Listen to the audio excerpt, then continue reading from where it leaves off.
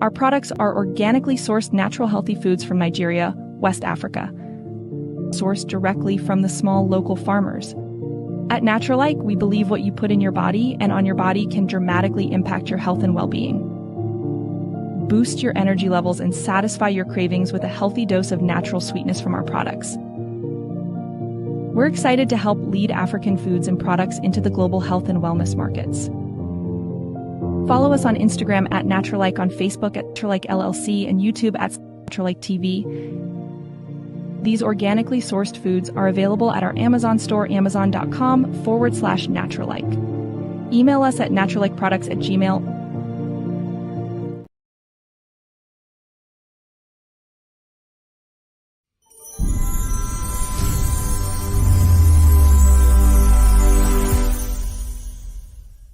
One of the greatest empires in world history was the Mali Empire. The Mali Empire was one of the most prosperous and powerful empires in the antiquity of Africa. Its growth and expansion from the 13th century onwards was legendary and pivotal in the history and culture of Western Africa. The Mali Empire Volume 1 from author J.P. Martin, available on Amazon, is a book which provides the full historical record of the Mali Empire. From their control over the trans-Saharan trade routes and development of great cities such as Timbuktu, to their influential royal class who produced notable African kings such as Mansa Musa, Sundiata Keita, and Mansa Abubakar Keita II, the Mali Empire made a significant impression. This book is perfect for anyone interested in learning more about the history of Western Africa. Order your copy right now on Amazon. The Mali Empire, Volume 1, from author J.P. Martin. Go to Amazon.com and get your copy today.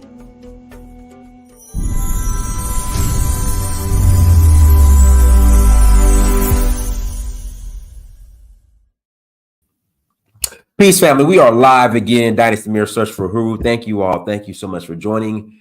Hit that like button as you come to the chat room. My bad. As you come into the chat room, please hit the like button. Also, make sure you share and make sure you subscribe. The Honorable Chairman, Fred Hampton Jr. should be joining us here shortly. He's going to discuss his father's legacy, Fred Hampton. I don't know if you guys have seen Judas and the Black Messiah, which was a great movie. In fact, here he is right here. We're just going to bring him on. We'll do the announcements later, but let's bring on our brother, Chairman Fred Hampton Jr. How you doing, brother? I'm well, brother. Forgive me for coming in late with you all. You good. I know you keep a busy schedule. I'm just happy that you were able to join us and we finally get to connect. Right on. That's all that matters. My audio and visuals okay? Hey, man, you look good. You sound good. We good to go. Right on. Yeah, man. So once again, thank you for joining us. Happy to see you. Brother Mikhail is always speaking great of you. He speaks very highly of you. And of course, we know your father. I want to get into a little bit of that. Then also I want to talk about your trip to Africa. You went to Ghana a couple years ago. Mm-hmm. Right. Was that your first trip to Africa when you went to Ghana a couple years ago, or no? Okay. I went back. I did a brief. This last trip I just came back from was brief. It was a last minute call, a last minute delegation we had to go on. That's what my second time. This trip in which you're speaking of, that was actually my first time. How was it? 10 toes down on the motherland. Oh man. I said on a number of instances I have not technically. I mean, I've landed, but I was still riding high from that experience. I'm still that connection. It's difficult to put in words. I think all of our people should be at an opportunity to make that connect. And I know sometimes we hear about we talk about Africa in some sort of abstract sort of way, but that actual connection, that to the homeland, I think it's imperative, in particular, like I speak about, you hear about situations, whether it be crises that's going on with other communities, and that it's empowering for their respective communities to see them, sending supplies back to their homeland, to have that connection, and just our people, you know what I'm saying, who have been ripped off, robbed, everything, including the kitchen sink. That dynamic of making that connection, I think it's imperative. It was phenomenal.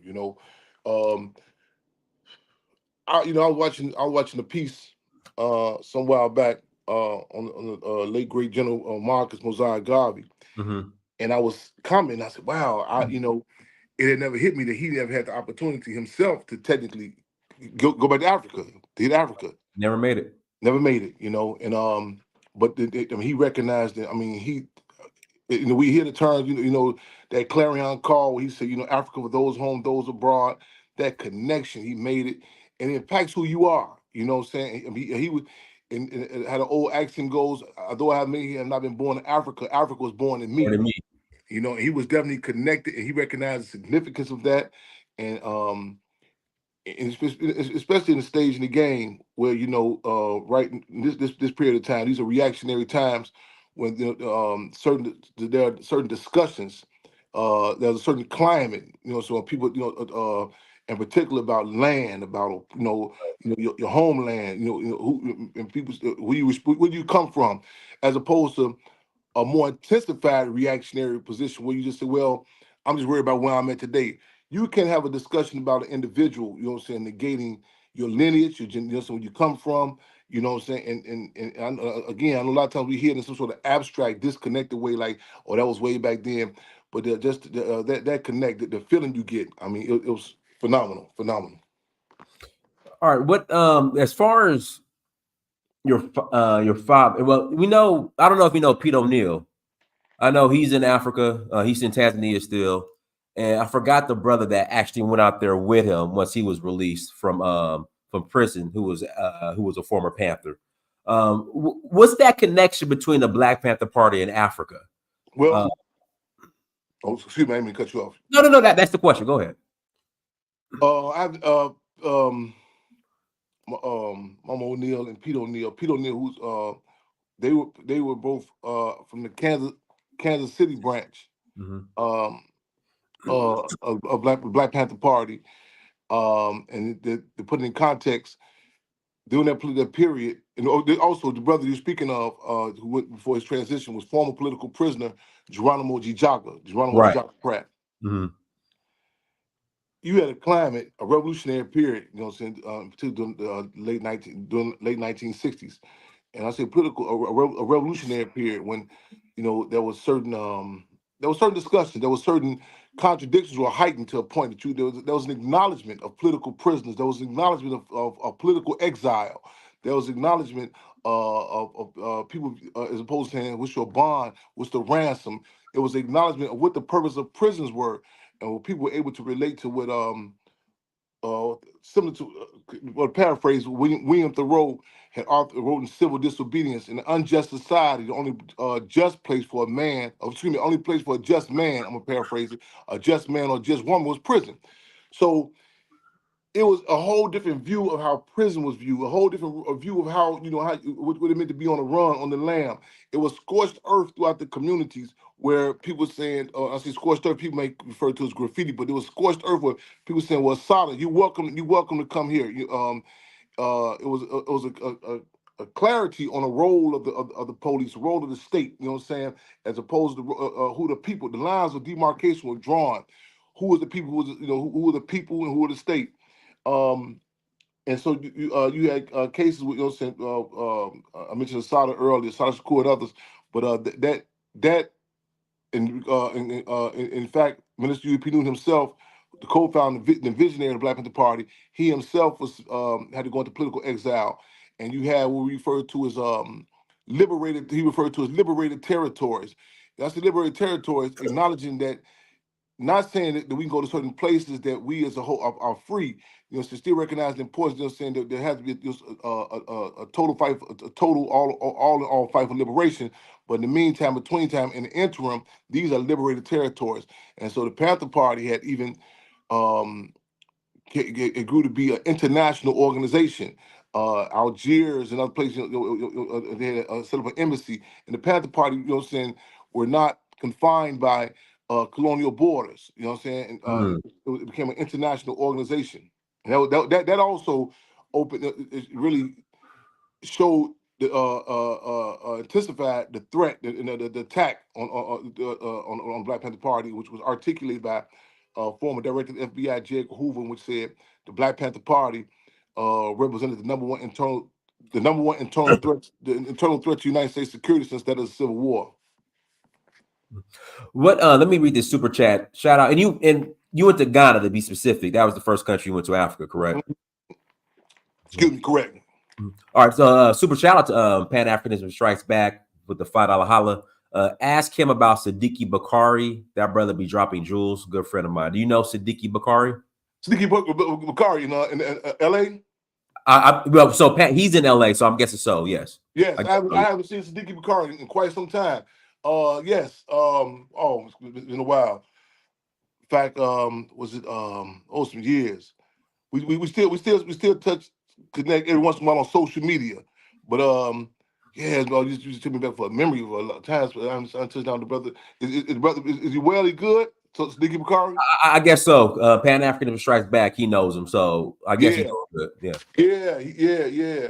We would do the programs. We came down Black Panther Party clubs and set up shop in L.A. He was very supportive and everything. So send him my love and greetings if you talk to the brother. Yes, absolutely. And so I want to get into the Black Panther Party real quick, and I kind of want to start at the end, and also I want to definitely got to get into what you're doing in Chicago. So I watched the movie Judas and the Black Messiah. Great, excellent movie. Right. And I want to start off with this question. Is the black sellout more of a problem or issue than, I would say, COINTEL or the CIA? Or is it, because you look at Patrice Lumumba, it was, at the end of the day, it was a black man that pulled the trigger. You look at Thomas Sankara, it was a black man that sold him out.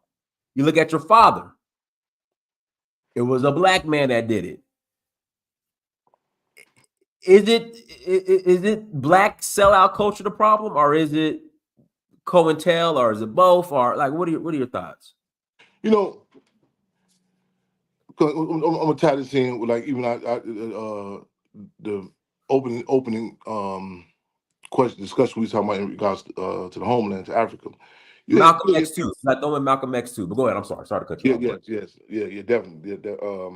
You hear people say, you heard it on a number of occasions. Well, there was slavery in Africa.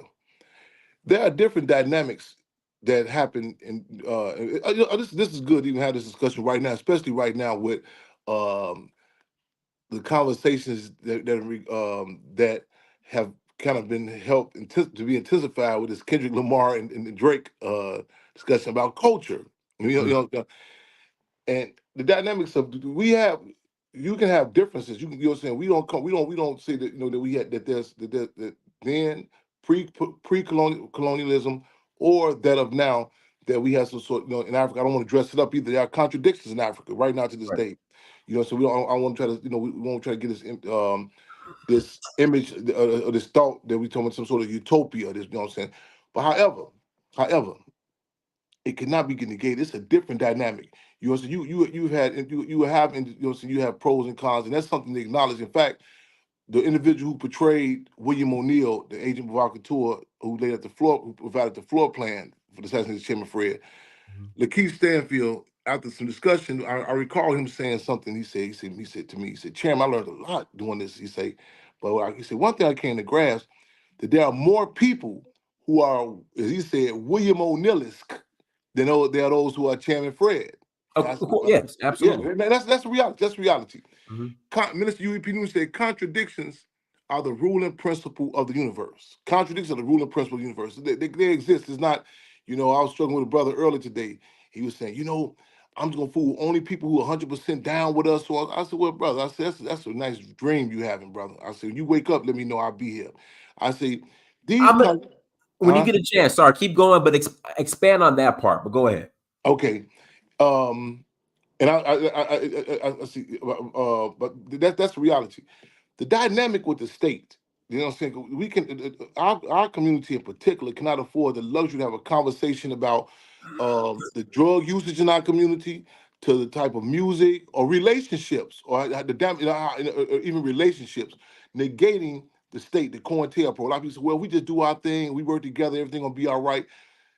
Nothing. It's that's and it's not telling our speakers. Oh, here come Chairman Fred Hampton Jr. He always gonna blame the system or the white man, and we do, because that it's simply the best an analogy, not the best, but analogy I can give you is like the coca leaf. I think in maybe in Afghanistan, that's a different dynamic than when the state puts its hit on the chemicals. And you have crack in its raw form. It's a different dynamic.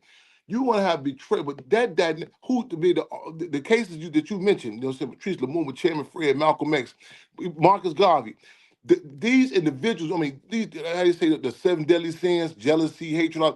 That's one thing. That's one thing. But to be backed up by that state machinery, you know what I'm saying? To be backed up by the counterinsurgency, that's a different dynamic. That's the empower them. That's a rap beef is one thing, but to be enhanced, to be, you know what I'm saying, with the counterinsurgency, this, the mechanism of the machine, that's a whole different monster. That's a whole different monster. So, Chairman Fred, so when you were speaking, you brought up how a brother said, I guess the paraphrase, that he was only going to deal with people that thinks like him, and he told him to stop dreaming. Yeah. Can you explain like the importance of having, how you're going to have people with difference of thought, like diversity in thought, how it's important to a point. It's a reality. It's a reality. It's even identical twins. There are certain different dynamics. You know what I'm saying? You know what I'm saying. You can have, like, in a relationship. You can say, well, you go look. You look for someone's to how they say, match your rhythm. But you learn yourself through experiences. You learn other people. I tell you, I'm a former political prisoner. One of the best cellmates I ever had when I was locked up was an individual by the name of Chairman Fred Hampton Jr. I myself, I got to when I learned me. I watched myself through through hunger strike and through contested conditions. You get to so you know who you are. So you can't come with some game, some layout. Say this, I'm doing with this person who may be the best fit for this situation. You know what I'm saying? But then there are certain circumstances. You say, whoa, wait a minute. Let me add this dynamic in. I didn't know how this person will react. You know what I'm saying? If they have to be under certain contested conditions. Now, that was I recall a brother who was locked up with me, soldier, diehard. So, and I recall telling him, I see when we get back on the streets, I can see certain shortcomings I'm going to have. You know what I'm saying? That you want to have. You know what I'm saying? Oh no, Chairman, I'm down. I'm 10 toes down. I said, okay, I hear you. When he get out, those different dynamics. He didn't actively plan, to get sidetracked. But there are certain dynamics, certain contested conditions, certain day-to-day dynamics that do not exist inside the concentration camps that that they was challenged by. So we have to acknowledge that, and especially in particular with organizing, and not view it subjective, like, or even some person playing this, whatever. But in the real world, other than that, you want to, relate to some sort of going a bubble or a cult. You know what I'm saying? To say I'm just going to be in some sort of bubble. But the reality is, we relate to a philosophical tool known as dialectical materialism. Well, we recognize who we are. We are products, and we are impacted by other people's actions. And vice versa. People are impacted by our actions. We're not in just some situation. A person may act a certain way now, but you got to take into account dynamics such as the weather. They say, I think it was may have been Russia. I forgot who. Napoleon was it was some battle that Napoleon and the French about to engage in, and they had it laid out good to go, but he negated dynamic, something such as the weather. You know what I'm saying? Right, in The Russia. weather. Right. You know what I'm saying? You have to take these dynamics into account. You have to take other people into account. You're not even. It's again in our community. We're not afforded the luxury to go. This is not some sort of auto show where the cars come in. They all clean, look nice, and so we have to deal with different forces, different periods of time. I use an axiom in my line of who I am. I have to deal with the mentally scarred, bad body parts, and broken hearts. You know what I'm saying? A reporter asked me before, well, how many members do you have in the Black Panther Party? Cuz I said, well, it could vary. She said, what do you mean? I said, well, Sometimes you may have to take into account how many people the police have murdered. You know, some people get involved in struggle, become conscious one of three ways: inspiration, aspiration, or desperation. You have those who are inspired to do this. You have those who, since certain dynamics happen to them personally, they can trigger them. In fact, we say heat turns more than meat black. Again, heat turns more than meat black. Michael Jackson first said it doesn't make a difference if you black or white. When that case and that state heat came down on them, all of a sudden the tune changed. They don't really care about us. So you know what I'm saying? So you have to take all these different dynamics into account, especially as an organizer. Right. Guys, hit the like button again, please. As you come to the chat room, hit the like button. In about 10 minutes, I'll put the link in the chat room for to fill some calls. If you have a question for Chairman Fred Hampton Jr., you're more than welcome to click on that link and ask a question. You might have got a phone call because I can't hear you. Your volume went out.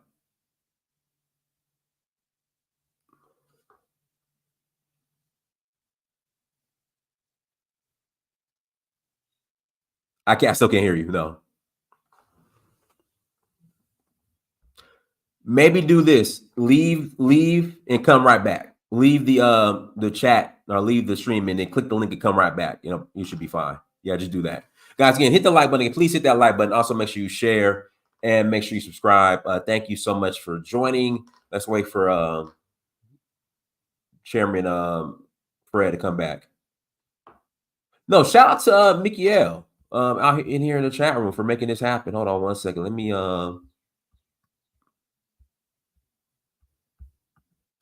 African Diaspora Academies. Thank you to him. He made it happen. Got to give credit where credit is due. No, I'm gonna put the link in the chat room I have a couple more questions I would ask, and then I'll put the link in the chat room. What you guys would do, you'll click the link, and then I will bring you on. So let's get him back on. Somebody is rapping outside, walking around just rapping. So let's wait for Chairman Fred to come back.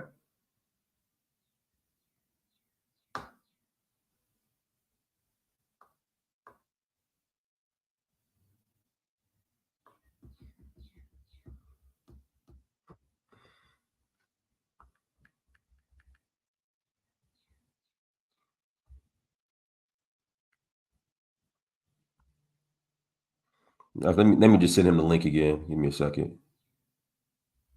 Put this. Here we go. Click on this link. There we go.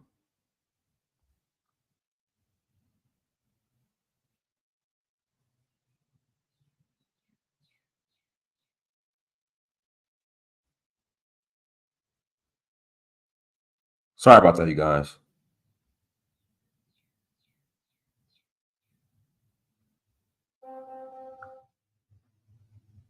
Oh, there we go. He's back. There we go. I'm good now. We good to go. We Gucci. Right. All right. So a couple more questions, and I'm gonna put the link in the chat room and allow people to call in. So what do you think was as far as the Black Panther Party, what truly led to the downfall of it? Because I hear a mixture of course, COINTELPRO. I hear poor leadership. What do you think really caused the downfall of the organization? COINTELPRO. Okay. COINTELPRO. The counterintelligence program. Okay. Let's go with let's play state's advocate. Some people say devil's advocate. I'm gonna stay. Let's play state's advocate. Okay, go ahead. Now, if that be the case, people say, well, different issues, question leadership, gender issues, so on and so forth. Mm-hmm. Do religious organizations, do they have this? Do they have these contradictions? Do street organizations, do they have these? Do music companies have these contradictions? Do other nationalities have these contradictions? Yes, they do. What we have not out of the horse's mouth, but out of the pig's mouth. The Attorney General John Mitchell, former U.S. Attorney John Mitchell, former Director of FBI J. Edgar Hoover, they have both stated that the Black Panther Party must be destroyed by the end of 1969. This out their mouth. This is documented. Mm-hmm. It said the Black Panther Party represented the number one threat to the internal security of the United States since that of the Civil War. Over 90%, over 90%, over 90% of the COINTELPRO was directed to the Black Panther Party. You're talking about the most powerful entity in the world. The Federal Bureau of Investigations, law enforcement agency, the CIA. I'm talking about they went so far as to wiretap. Decide one person's job was in the company room across in the penthouse the Minister UEP Newton was at to study just the afterthoughts, not stuff that he would say off the cuffs, like he just just speaking off the cuffs. That was their respective job. I'm talking about, and then being bombarded with not just the organization, but the climate, the type of movies that people was bombarded with. And the deal is, a revolutionary, as well as revolutionary organization is not detached from the outside community. You have to put stuff in context to the time. Look at the period. What sort of conversations? I said recently, I am a revolutionary in reactionary times. It's the climate. So like you talk to a gardener, and he said, "Well, listen."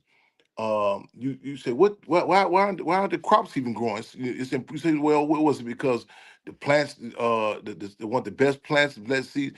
And you say, wait a minute, you have to put in context that the World Trade Organization that put in made moves that in the what's the Monsanto and other dynamics.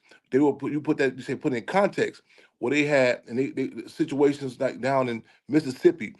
Black people have been last 20 years smuggling watermelons out like you smuggling drugs out. You know what I'm saying? You had a limit how many watermelons you can grow, seedless fruits and vegetation. And people say, well, what's to do? Do we just start falling off? We stop growing? You say no. They salted the earth. That's what destroyed the garden.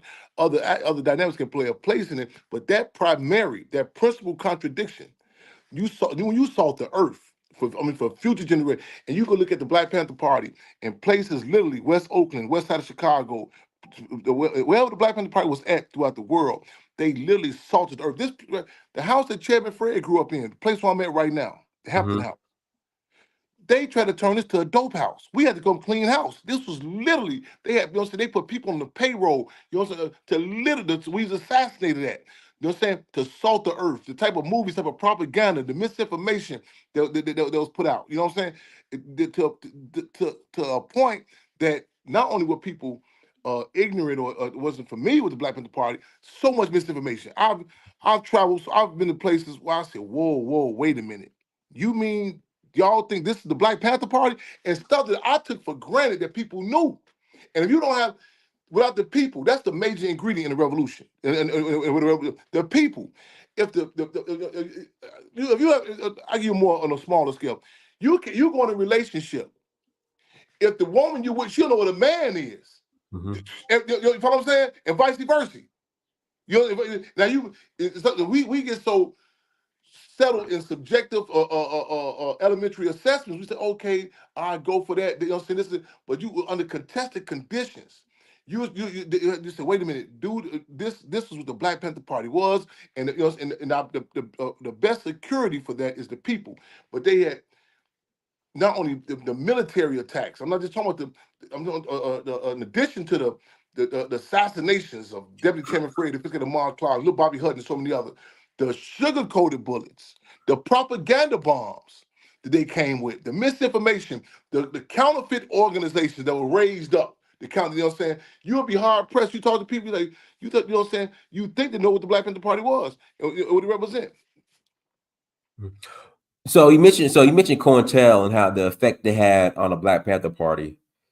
Then there's Scientology, the Nation of Islam. Why was COINTEL that effective against the Black Panther Party, but not against like Scientology and NOI? I mean, just your opinion. The counterinsurgency, nothing, because again, the Black Panther Party was not isolated from the community. So I'm not negating or dismissing that other entity, because it hit the people. No one was not immune or not impacted, but out of their own words, over 90% of I'm gonna quote the, I mean, a lot of times we got to quote the government for people to believe it's a fact. The Black Panther, the COINTELPRO said a program that was created to discredit. I'm gonna say this first premise with this: the COINTELPRO program, counterintelligence program, a program that's created to discredit, demise, disrupt, and destroy any Black nationalist movements, especially amongst the youth. You talking about an organization that basically ranges from ages 14 to 24 years old. Basically range from 14 to 24 years old. Your father was what, 21, 22 when he was? He was 21 when he was assassinated. Right. His FBI file was started when he was 13 going on 14. Wow. Right. When they placed the wiretap on his house, where I'm at right now, the DC Bureau of the FBI thought it was a typo. They said, man, it's no way possible he could be that. He took the junior NAACP from about 7 to 300 members in a 7.5-month time period. 13 going on 14. Mumia Abu Jamal, political prisoner, just turned 70 years old last week. His FBI file starts when he's 14 years old. He was Deputy Minister of Information for the Black Panther Party, Philadelphia branch. You had a revolutionary climate where where these contradictions had always been present. I mean, like, you know, the state, they think long range. Until, you know what I'm saying? You know what I mean? The TV, Walt Disney was FBI informant. The founder of the Disney. I made a joke about it. It's really like in your face. The symbol of Walt Disney is a rat. You know what I'm saying? So I guess they're telling you what it is. Yeah, right. But back to the heart of the question. It's not to negate the accounting, you know what I'm saying, the COINTELPRO, the counterinsurgency program was, I mean, flood through the movie industry, through the Nation of Islam, through various organizations.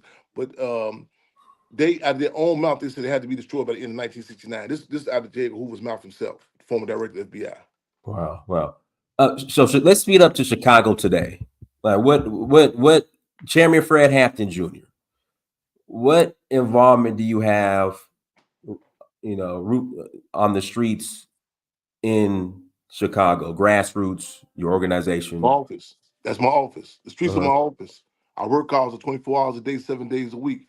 You know, everything from the triple C's, the children, community, and Cubs. We strategically, intentionally, we hit the hardest hit hoods. Every Saturday we had the free food program. We go out there and we'll politicize the people, you know what I'm saying, get involved in programs. It's done in the spirit of the Black Panther Party free breakfast program.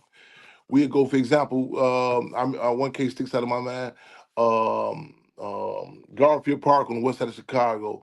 As soon as we got worried about the 8-year-old boy found dead inside the water over the lagoon, we said, okay, this Saturday the Triple C is going to be over there. We run to it. We don't run away from it. We have Triple C's. We have the Code of Culture. And one of our matches for the Code of Culture is there are too many of us in Sing Sing for catches. We talking about some bling bling. We use as a tool. Like I recall some years back when it was a big phenomenon with that song, the guy from Keith, called Chief Keith from O Block on the south side of Chicago. I don't like. We flipped it. It's on YouTube. We flipped it. We took that phenomenon of hip hop, and once we changed some of the lyrics. And once the youth had started seeing the lyrics that I was talking about, that's when the law enforcement, they started getting, then there was a problem. They told these cats they didn't want them singing that song or nothing. You know what I'm saying? When we start politicizing them. Once you start, once you start winning the people, like similar to like any phenomenon, when the church became a problem during chattel slavery, when Reverend Nat Turner said, "Praise the Lord and pass the ammunition." You know what I'm saying? The Negro spirituals became a problem when Harriet Tubman started utilizing the phenomenon of the church. I mean, the Negro spirituals to go, you know what I'm saying? Meet me by the water when the sun go down. We headed, you know what I'm saying? We hit that North Star. We headed to freedom. You know what I'm saying? You seen former Cook County State's Attorney, Edward V. Hanyahan, anticipate the so-called war on gangs. You know what I'm saying? You seen heightening of conscience when the formerly known devil disciples later became the black disciples, working the free breakfast program. The Blackstone Rangers became the Black Peace Stone Nation, took more of a nationalistic stand. When the vice lords, who the government attempted to get the vice lords going to the Black Panther Party, and Chairman Fred won and worked the Free Medical Center, you seen the intensified COINTELPRO start locking them up, attacking them, and taking them out. So back to the present day today, we out there, continuously seizing the time with different phenomenons, winning our people at different points of unity. In fact, we this August 30th, we anticipating some hell of a things, you know what I'm saying, for the community with the annual Chairman Fred's Streets Party, which is an annual event we do every year, every August 30th, for marking Chairman Fred's birthday. This, in fact, last year it was marked the official holiday. City of Chicago, but we out there with the community, and I don't want to romanticize or dress it up. We got a lot of work to do because one thing is to acknowledge the counterinsurgency is here, is live and well in Chicago. I mean, they get agent provocateurs. I mean, in the music industry, the streets, you name it, you name it. Music industry. Yes. So are you insinuating that some of the rappers in Chicago are part of counterintelligence or CIA backed? Everything is political. Everything is political. Nothing is not. You see, one of the dynamic. One, you know what I'm saying? We a lot of times in our community, a disadvantage from the Black community is a non-acknowledged war. And I spoke about this recently at University of Chicago when I spoke to community out there in regards to talking about what's going on in Palestine, Israel, and Gaza in particular. And we had to raise some contradictions. I said, well, some young lady, she said, I wasn't familiar with the work that you was doing. And I said, yeah, but I say, and I said, yeah, because right now people's ears are open, their political pores are open, because certain dynamics are happening to other communities. I said, but the depleted uranium that people talk about in Iraq, those are the vacant lots and broken bottles in our community that we see every day. The military tanks that people will see abroad, those are the police SUVs we see inside our communities. The propaganda bombs that people talk about in our community, you know what I'm saying? That's they call love and hip hop. You know what I'm saying? If you were to turn on listen to the call, not only Chicago, so we don't want to be subjected to this is Chicago. Tomorrow you call Chicago, somebody call Los Angeles, call Detroit, and say turn the radio on. And at the same Pacific time, you have these same dynamics, these same Pied Pipers, you know what I'm saying, being programmed to these youth before 9 o'clock in the morning. So wait a minute, it got to be a concerted effort, it got to be a plan for this here. What's subtracted, what's missing from this dynamic is again with that non-acknowledged war. When I say non-acknowledged war, it's like Nazi Germany. It was acknowledged that say Führer, Adolf Hitler, and others, they created the ghettos to keep the soon-to-be victims in the gas chambers concentrated in a certain area. The script has been flipped in our community to somehow say that we created the ghettos. The history of, we have to look at stuff not just say, well, Chicago, you think certain people on the payroll. You look at the history of the entertainment industry. You look at the history of warfare, communications. You know what I'm saying? How it's knocked out. You can direct draw direct correlations. You say how the study, like even like they say Quantico, Virginia. They say there was a study did like even with, when they send people to go to the ministry school. The vernacular, the decibels on your voice, how it attracts, how it taps into the souls of Black people in particular. You know what I'm saying? So you have certain dynamics of not just, not just the rap industry. You go back and look at the different political dynamics with jazz, blues. You look at the time, the attacks on Billie Holiday. In fact, it was told to me that the way we dealt with Judas and the Black Messiah, it upped the ante. It upped the ante. Myself, my mother, Comrade, we were both cultural experts on that. And we had to do a lot of struggling and stressing to get certain terms and dynamics in there. It upped the ante. It's initially, those in the movie on Billie Holiday, they weren't going to talk about the dynamics about the federal government harassing her, giving her the case, so on and so forth. We cannot have that conversation. We'll just talk about the music industry, let's talk about the streets. Historically, you look at like when the uprisings, during late 1960s and 1970s, you simultaneously had not only the H.R. Brown law, who's now known as Imam Jamil Al-Amin, who's a political prisoner, one of the most charismatic representatives of the Black Power movement, who I spoke in Atlanta. I say it's a crime that anyone here does not know who that is. H.R. Brown, I know it's Imam Jamil Al-Amin, who literally, that was one of the major when James Brown said I'm black and I'm proud, it was forces such as A-Trap Brown and literally drove and said, man, you better go back in the studio with that garbage you talking about. James Brown came back out saying I'm black and I'm proud. But you know, says the government came out with a law, A-Trap Brown law. In other words, if towns and cities went up in rebellion, you know, across state lines, he took the A-Trap Brown law. Simultaneously, the government, you know, they put they said the word the Motown Records. Listen, get this song out, dancing in the streets. How you want to put the music together to change the sentiments of the people who were saying burn, baby, burn. Just that. We try to look at this with just everything from the with football teams, the colors, everything is political. All right, last question. I'm gonna put the link in the chat room. People click on that link and call and ask you a question. So currently today in Chicago, the black community, they're saying the black leaders have sold them out. They put illegal immigrants before black Americans, black people in the you know, who are the backbone, or I don't know if you consider.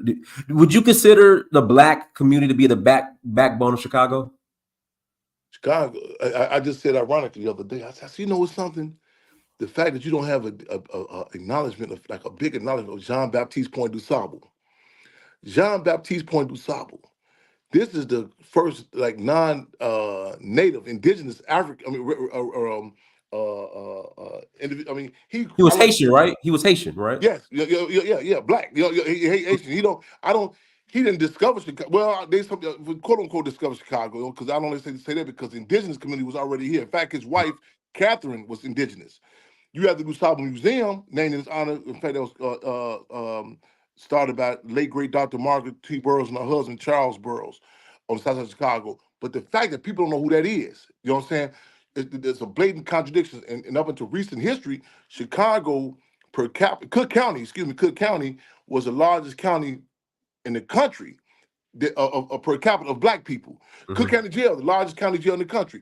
You had the basis of every black organization centralized. I mean, you name it. I mean, every black, the headquarters was based here, with exception of the Black Panther Party. Oakland was Ebony Magazine, Chicago. I'm glad you mentioned that. But to put in context what you're dealing with, even who's Johnson Publishing Company, he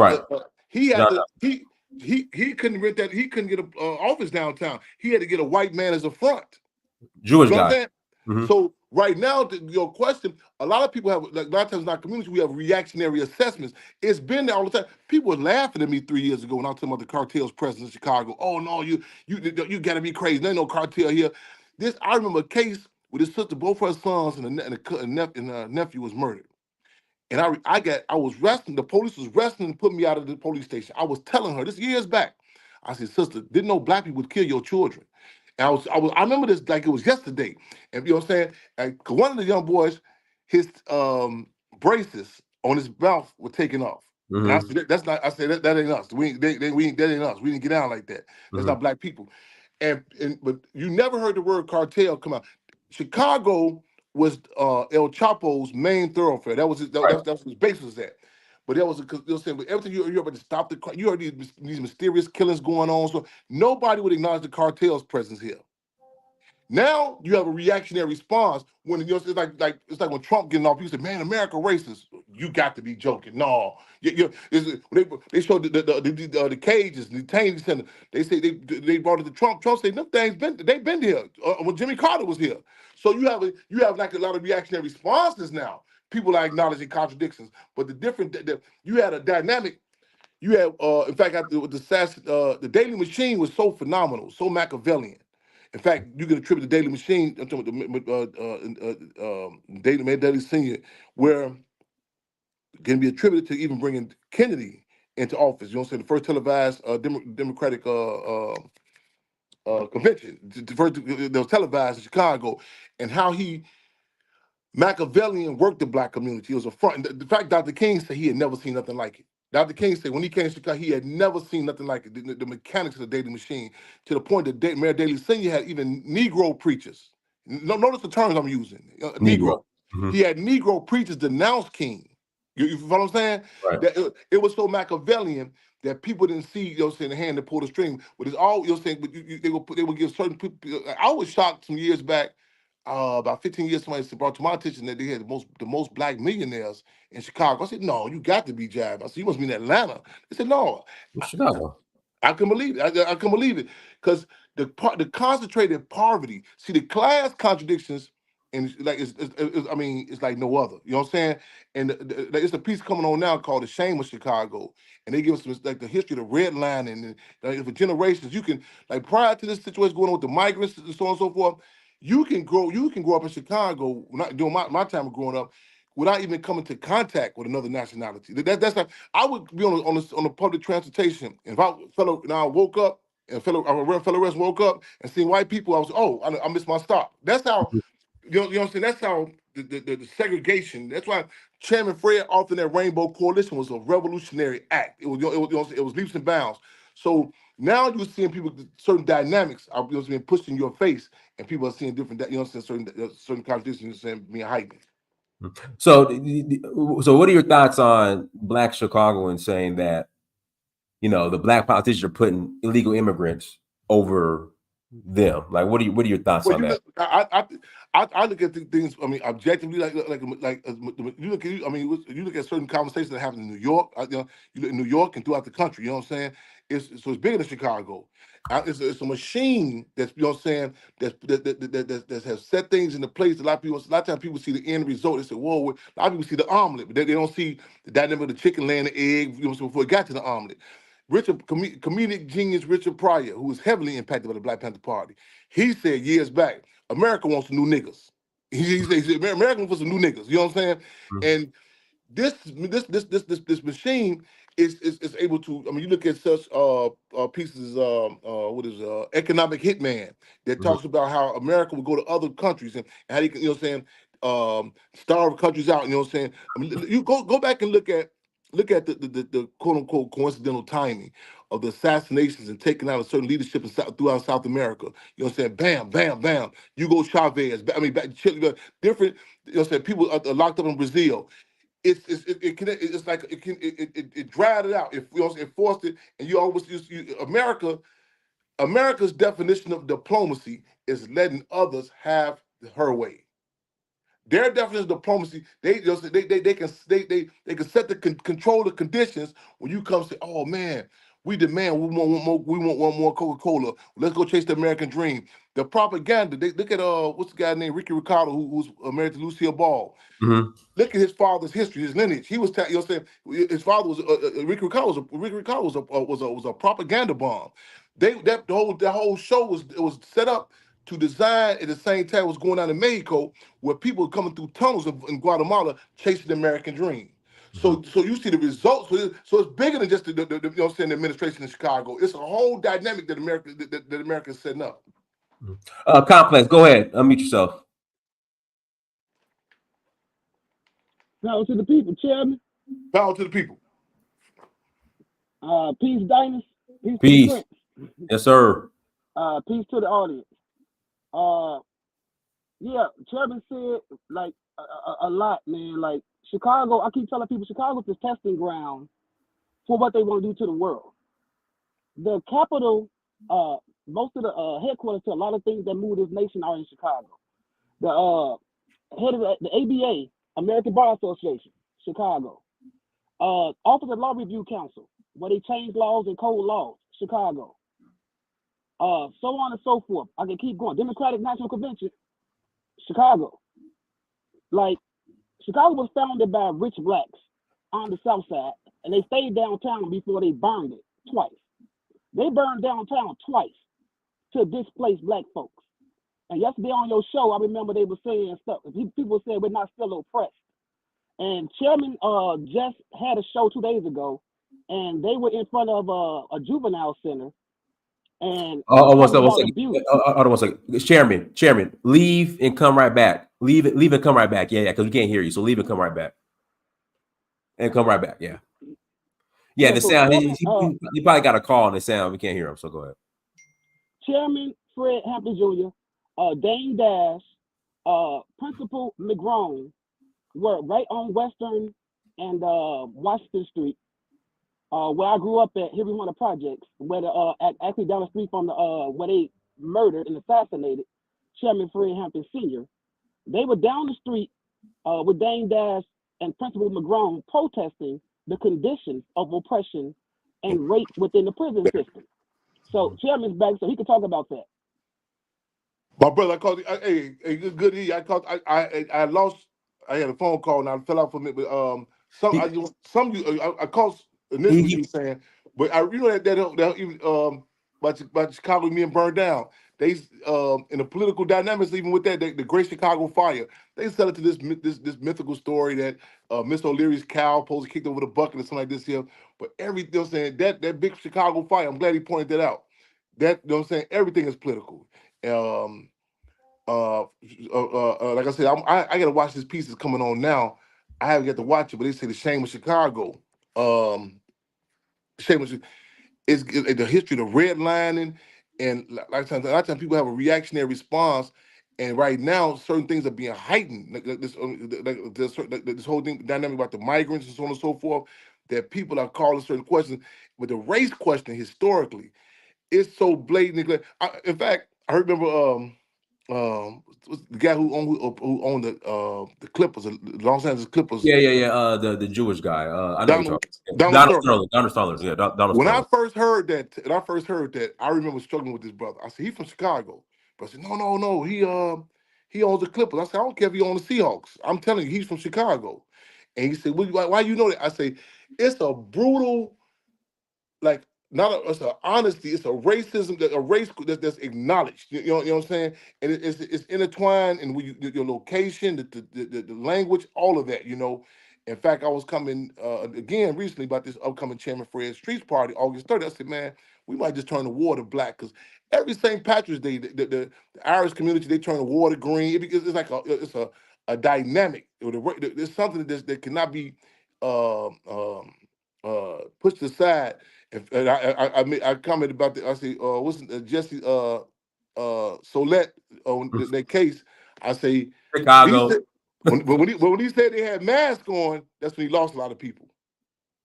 Because it's not it's an upfrontness to it. It ain't no hiding to it up here. It's upfront about the race contradiction. It's upfront. All right, Complex. You want to add anything else? And I'm gonna pass it to BD. You can pass it. Okay, go ahead. Go ahead. You know what though, Dynasty? Chairman, can you talk to him about the thing in front of the juvenile center with yourself and Dave Dash? Thank you. And Principal McGrone? Thank you. Yes. Right now, as we speak, just had a mobilization last week. The juvenile prison. I want to stress that, because not the juvenile detention. Because a lot of times out we grew up, people say juvenile, and they automatically say, "Oh yeah, the Adi home on Roosevelt."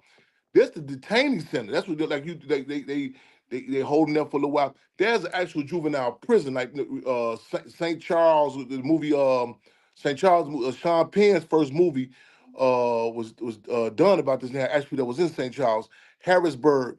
Horror stories that we've always known about that happen in these places, but there's one on the west side of Chicago, right of Weston and Washtenaw. And Brother Principal McGrone has been there for quite some time. The horror stories, not just the I don't even want to say living conditions, the existing conditions are setting the stage for these. You know what I'm saying? Like killing machines. They the mold and the stuff that's inside there. That's horrific in itself. The therapy, they got all white women who are psychologists for these children. A case of a young lady who was Chicago police. She got murdered on the east side of Chicago. Both of these young boys, young children, these guys who got the case, supposedly just got released from this prison. The beatings, this happening right now, and this type of discussion we just had a mobilization last week. Damon Dash, actually, he came in. Some other forces, Nation Islam, other brothers and sisters came down there, really trying to challenge it. But this is happening right now as we speak. You know what I'm saying? A lot of people they had these results. Why is the crime so bad? These are incubators. What they're doing, they shooting some of these young brothers up with some medication that's knocking their whole sperm count off. You know what I'm saying? This system thinks long range. All right, go ahead, BD. Unmute yourself. Peace, Prince. How are you? I'm good, man. How are you? I'm good, thank you. Peace, Chairman. How are you? Peace to you as well. I'm well this year. How you holding up? I'm okay, man. It's an honor to speak to you. I'm honored to be. I'm honored to be here. Yes, sir. Honored to speak to you as well, brother. Thank you, sir. I just got two quick questions for you. My first question for you is that my parents are from Africa, but I was born in this country. I was born in New York, but I resided in many different states in this country. And excuse me. And some of my friends, my closest friends in this country, have been people from Chicago. So a lot of my friends, a lot of those brothers, they taught me a lot of the street history in Chicago. So like and I gravitated. Most of them brothers were like, a lot of them were under the 5. So one of them, so some of the things they were teaching me was like, for instance, the Black P stones. They said one of the P's in the breakdowns of P stone, one of the P's stood for Panthers, amongst other meanings. And then you got like other acronyms like gangs like the Crips and stuff like that. Some people say, and some people don't agree with it, but some people say like Crips stand for like California Revolutionary California Revolutionaries imitating Panthers, amongst other acronyms.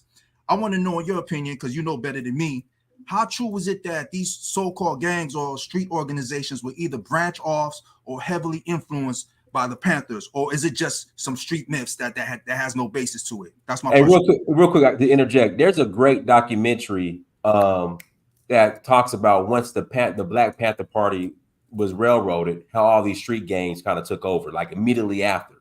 Oh man, what's it called? Somebody help me out. It's on HBO. It was a great documentary. It's called like Brothers of the Party or something like that. No. It was something. It's something about the party, but it's a great documentary. Like literally, once the Black Panther Party was railroaded after all these assassinations, all of a sudden, Crips, Bloods, everything just took off.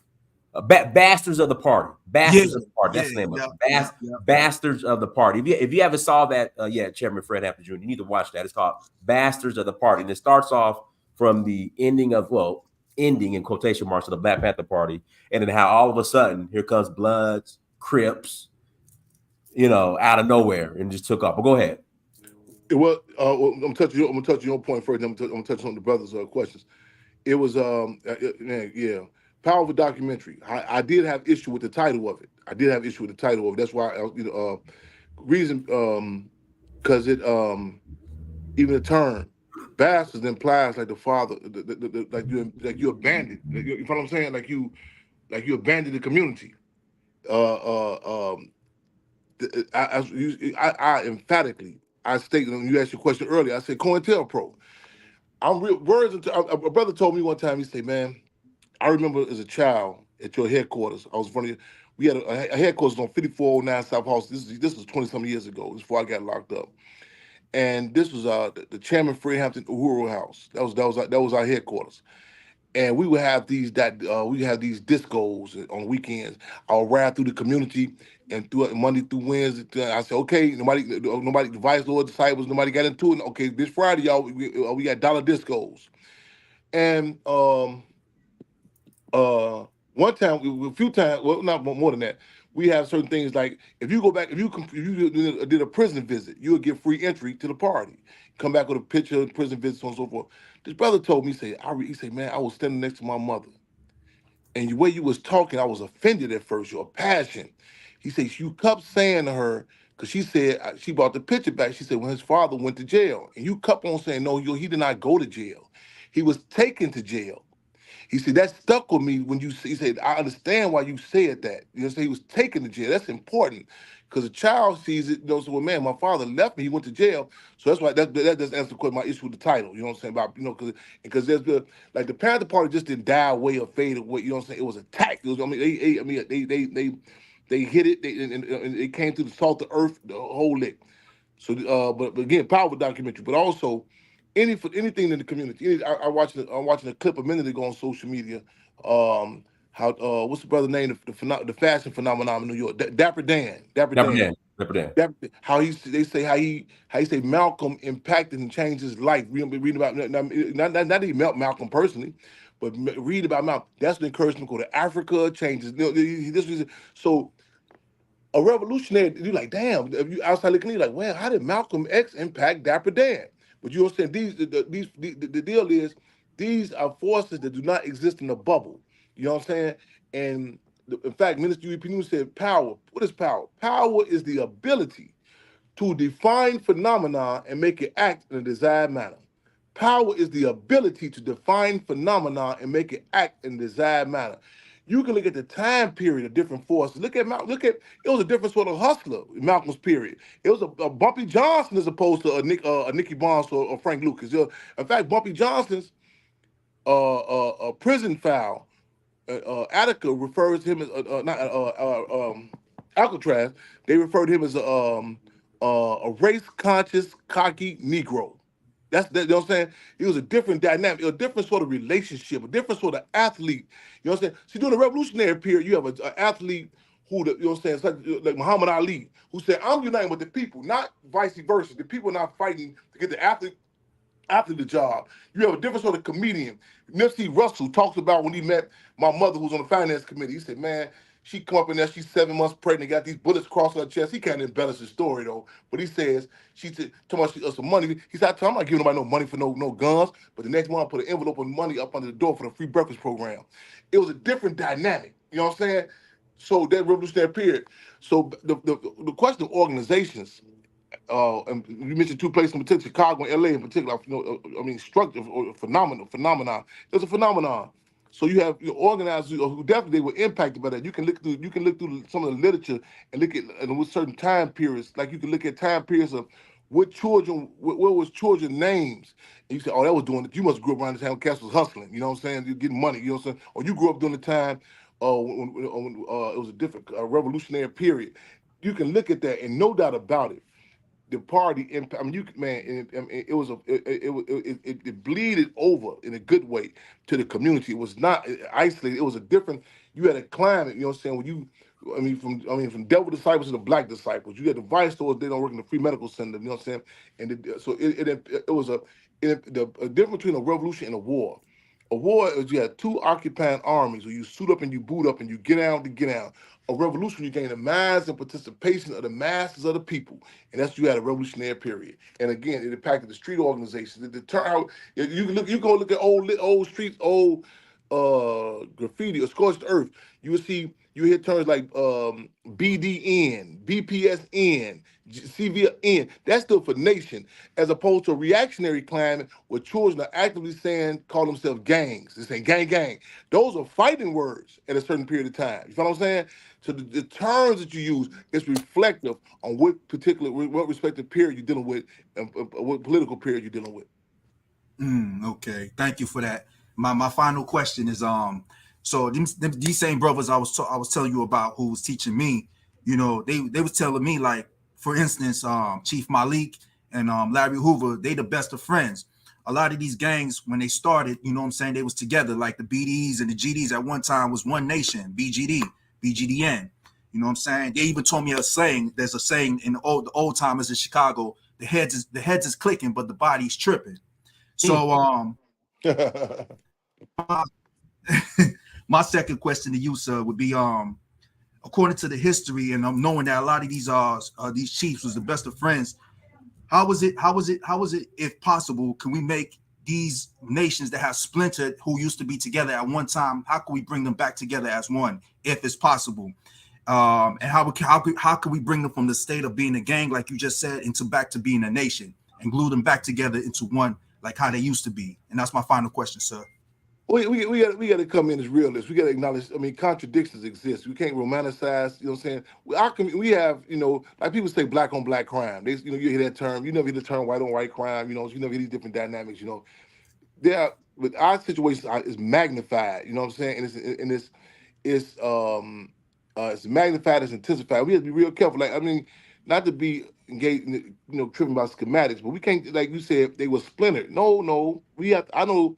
It's attacked, and that hurts to say that. I know this is.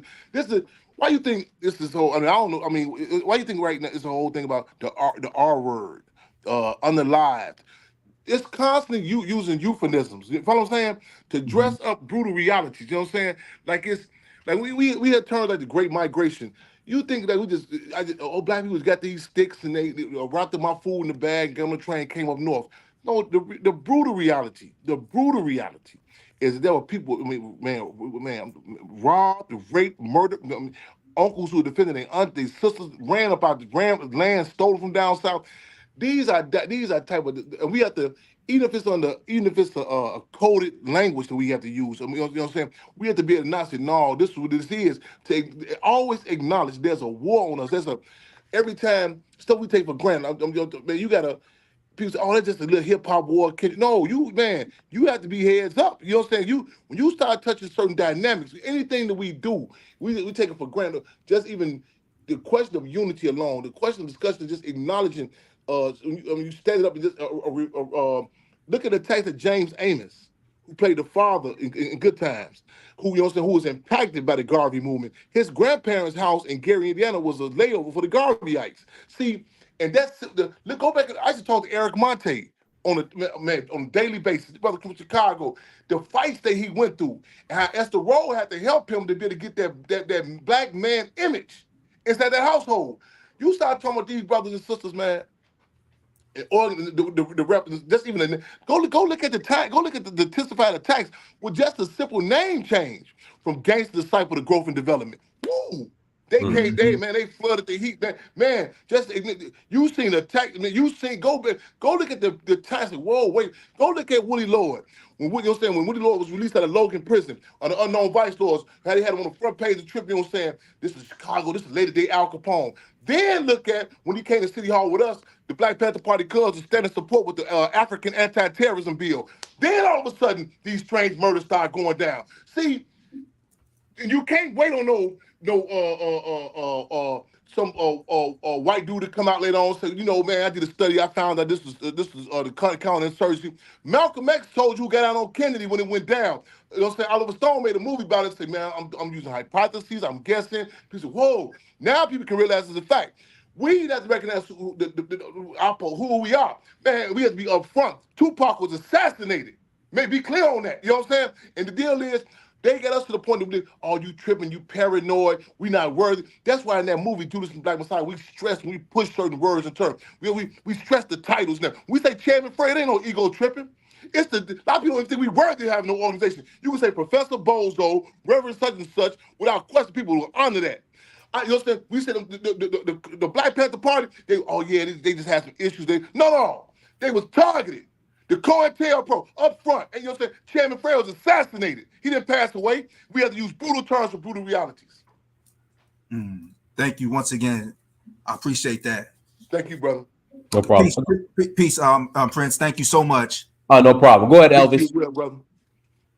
All right, thank you. Question. Thank you, Don. Let me throw this out while you got my head, get me on charge right now. Make sure y'all tune in to Freedom on Radio every Wednesday and subscribe on YouTube to Chairman Fred Jr., Chairman Fred Jr. That's Freedom on Radio. And go to SaveTheHamptonHouse.org, hit that donate button, and go to Cash App, $sign, Save do the that right Hampton now. House. Hold on one second. I'm gonna share the screen to put that in there. What's the website again? www.SaveTheHamptonHouse.org. I'm gonna make a donation today.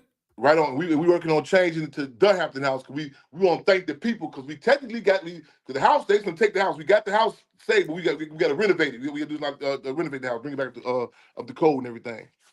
So guys, any super chats that you're gonna send, don't send the super chats. Go to the site and donate to the site.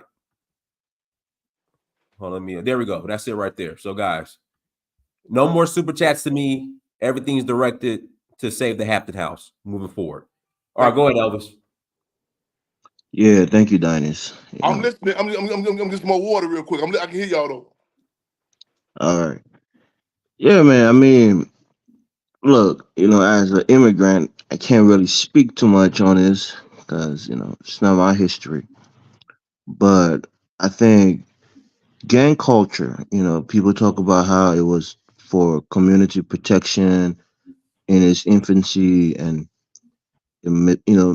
metamorphosized into something more destructive, for Black Americans in this country.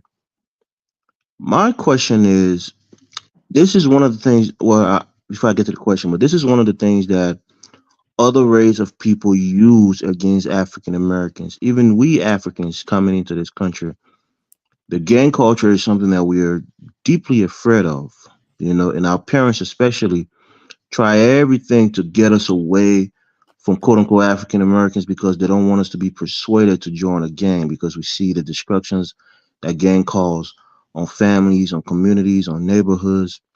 So, with the intention of starting gangs that most people said was noble and was good, during those days to protect themselves from white racists and other groups that was terrorizing their communities, and it turned into something really bad and destructive. How now can black people, whether it's from California, whether it's in Chicago and New York and other places where they have a huge gang culture, how can people try to reel that back in? Because it's like a toothpaste out of the tube. You really can't put it back in.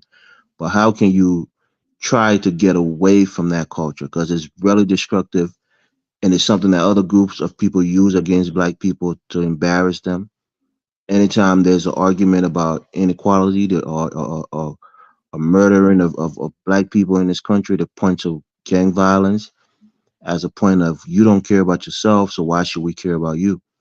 So I'm asking you, Diners, and I'm asking the guests on the panel because I want to be as respectful as I can because it's something that I don't fully understand, but the optics of gang culture is just terrible, and it's always a losing argument for black people when it If comes I to defending gang culture.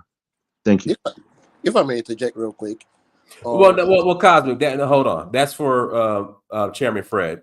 Chairman Fred. I'll give you an example, Chairman Fred. Here in Atlanta, Killer Mike, he was gonna, I think, not trade, I think trademark Crip and sell Crip soda. And the argument was, well, the Italian mafia, they do their thing. Why can't black gangs do theirs as well? So how do we turn street gangs from a negative to a positive? But I think it starts with the individual, if you ask me. But what are your thoughts? We had to have some honest. First of all, to call them, you very respectful. All the callers out, but I think he has some concerns about the sensitivity of the question and concern. It is something that we have to, the acknowledgement of acknowledge. Let me premise with this: it's embarrassing being oppressed. That's a quote from me. Quote me on. Put that on Twitter. Chairman Fred Hampton Jr. said, "It's embarrassing being oppressed." And a lot of times we try to jive ourselves about it. You know what I'm saying? Like we can't. You can. They even acknowledge different cultures. You know what I'm saying? Like, I felt the brother's energy. That the sensitivity is. I want to be real careful how I'm asking the question. It's nothing like you can people that representatives from the white community that you can ask them. Is there a different culture between the Irish and Italians? Yes, they will acknowledge that. You know what I'm saying? But I could. It's like I was inspired. We was actually on my birthday. This restaurant in Ghana, and the brother was explaining. This brother's a chef. He was explaining about this fish called a turbo. I said I'm not familiar with it. He's like, oh, the red snapper is not a good fish. I said, oh no, I love red snapper. He said, well, the turbo it costs $500. I said, oh, dollars. I said, oh, no wonder I haven't heard about it. I said, okay, but he said something though that struck me. He said the fish is a good fish. He said, however, by me being from the Congo, my palate doesn't really agree with it. But the Ghanaians, they palate agrees with it more. I said, wow. And nobody took offense to it. No one took offense to it. You are impacting your culture, how you deal with relationships, food, all of that. You know what I'm saying? We have different cultures. And we come from I'm talking African people in particular, and other community, other people too, as opposed to that of you know what I'm saying, of the white community of the white people. Sheikh Anta Diop talks about how we can work in harmony with nature, different gender, even different. It doesn't have to be. I don't have to come and conquer you. You know what I'm saying? You can be who you are. It is. You know what I'm saying? We have differences. They have to be antagonistic. The system that we're subjected to, it has to be. It has to be antagonistic. You know what I'm saying? You have to one has to come at the expense of another. They can, you know what I'm saying? There has to be in order for the government to receive all these the economy to look good, the prison economy, people have to go to prison. One comes at the expense of another. You know what I'm saying? The music industry, they have to bombard us with this slop, this slop hop. You know what I'm saying? You say, well, why can't we just if we do this, we come together we under attack, and it's hard to acknowledge, to admit that. So we have to, you go look closely and look at some of the background footage, even ruling class media, when those uprisings in Milwaukee, Ohio jump off. Look in the background with the media not trying to show. Look at how those brothers and sisters are interacting with each other. Look at the cleansing process. Minister UEP News say when a slave takes out a slave master, an oppressor is gone and a new man is born. It's a cleansing process. Go back and look at that footage. Look at the dynamic. Look at the footage. Just back, see what it takes is to acknowledge, if nothing else, just to acknowledge it. Look at they saying it's uniting the West about this thing with Kendrick Lamar and Drake, and it really it's not just Drake, it's the music industry. Look at the dynamics. Even if you can't even be victorious in it, but just to acknowledge it, it's so toxic that we hold stuff in. So if somebody tell you you can't pass gas, you can't burp, you can do no release, the toxicity in your body. We're told everything is just because you what happened to you. That's why a lot of people, that whole thing with that Trump, their reaction, at least it's an honesty when he says, "Oh no, you black. That's why that's why it's happening to you up front." As opposed, did you go to school? You get education, so on and so forth. Why are black people in particular treated as the Rodney Dangerfields of all races? No respect. And like you said, when you come to the country, you will see certain dynamics. Like in Chicago, they relegate our people, our counterparts from Africa, go to the north side. And I remember this one brother with this sister, they had a relationship. He's from Senegal. And she would tell, Chairman, she said, Chairman, I love this brother, but he doesn't understand what we going through over here. And I said, be cool. I said, give him time. Yes, she said, no, he don't understand why, we not making it, we not successful. Blah. I said, give him time. I said, matter of fact, come from up north, come from that enclave up there. Come on through Inglewood, right? Within 2 weeks' time, he said, whoa. He said, man. He said, I haven't had a fresh vegetable. I haven't the police treat you over here. He got to educate. He learned more about what's going on here in 2 weeks. I said, bring him over here. And these are different dynamics that people a lot of times they have to learn, but they can at least respect it to acknowledge it. You go look. They talking about, go look at them images on the West Coast. Pull up they showing. They talking about how the different the relationship people are. It's just to acknowledge and say, man. A lot of people, well, this guy Drake is successful because he's talented. You start pulling this out, and somebody says, "Oh, this is why this is happening." The music industry, and I told a brother from the West Coast, I said, "All right, don't you taking all the credit now? Kendrick Lamar he was born in Chicago, he grew up in Compton, born in Chicago. We making a joke about it, but this is." You look at through periods. The government even said, the federal government said, when the Black Panther Party was in existence, there was a record low to what they call black on black crime. The U.S. government said when the Black Panther Party was in existence, there was a record low to what they call black on black crime.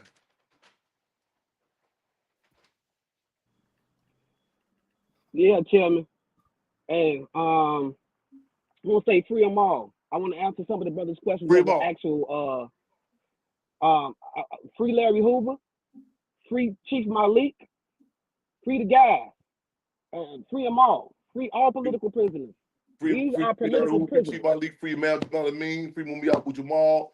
Matter of fact, what's the call? Free them all. Let me ask you a question. And this is for Complex, this is for Chairman Fred, and I'll pass the Cosmic Chaos. Would you consider Larry Hoover a political prisoner? Me? That's me? Me or Chairman? Any of you? Would you consider him prisoner? Yes. Yes. Okay, can you? Let me expound some. Or Chairman, you want to go first? As a person who was a cog in the machine that was Cog's disciple and growth and development. I was working on I was working on 21st Century Vote. That was a voting machine. And when 21st Century Vote came and we were registering voters and get people to vote for the right parties and vote for people who are going to do something for black people, they gave Larry more years where he's supposed to be in on conspiracy to murder. Not even murder, but conspiracy to murder. Shout out to LJ as well, Larry Jr. Shout out to Princess Amina. Shout out to Chief Malik Jr. Shout out to UP Newton son. But He's a political prisoner. They were doing 21st century voter drive, getting votes to go the right way, getting things for the people. So a lot of people who got and murder cases that I've seen are out. Larry not out. When you see people tack on so many more years, they're scared of that's political. This is not they did a new investigation on Larry and Chief Malik. Them brothers don't even get to come outside. They don't get to get visits.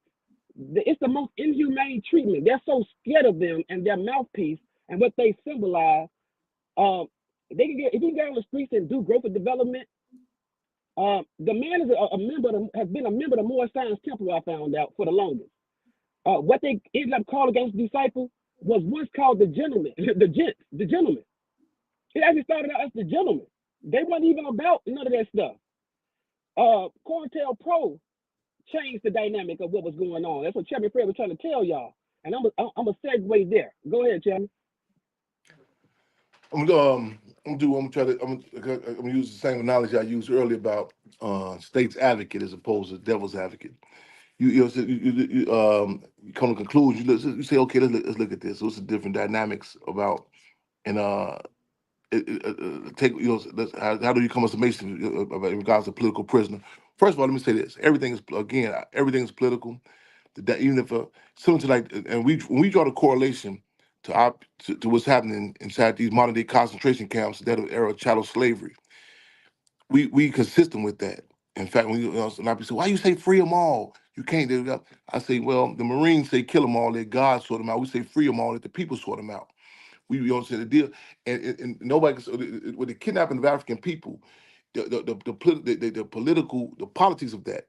People say, well, some of these people they don't know they were some of them were warriors, some of them know this, they didn't know that, but that was a political that really gave birth the inception of Europe, the slavery. It wasn't a sidebar or a side piece to the relationship that Europe has had with the world.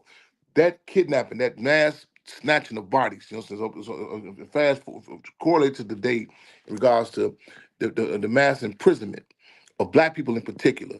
There's no, I know it's cloaked in the so-called war on gangs or war on drugs, and certain emotional chords are hit when you dismiss, well, this and that, you know what I'm saying? But the reality is, it's a political net. You know what I'm saying? That impacts us for generations. Like I see generations. We'll see cases where brothers are released, sisters are released, and we'd be like joyous, like, oh man, they out. But you had the period they've been snatched up during their reproductive periods. You know what I'm saying? So the time they're being released, they're strategic. And let's go to Mr. Hoover's case and like some of that you asked that about him in particular.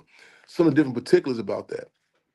I mentioned earlier, like even the name change alone, you know what I'm saying? The intensified heat from gates to type of the growth and development.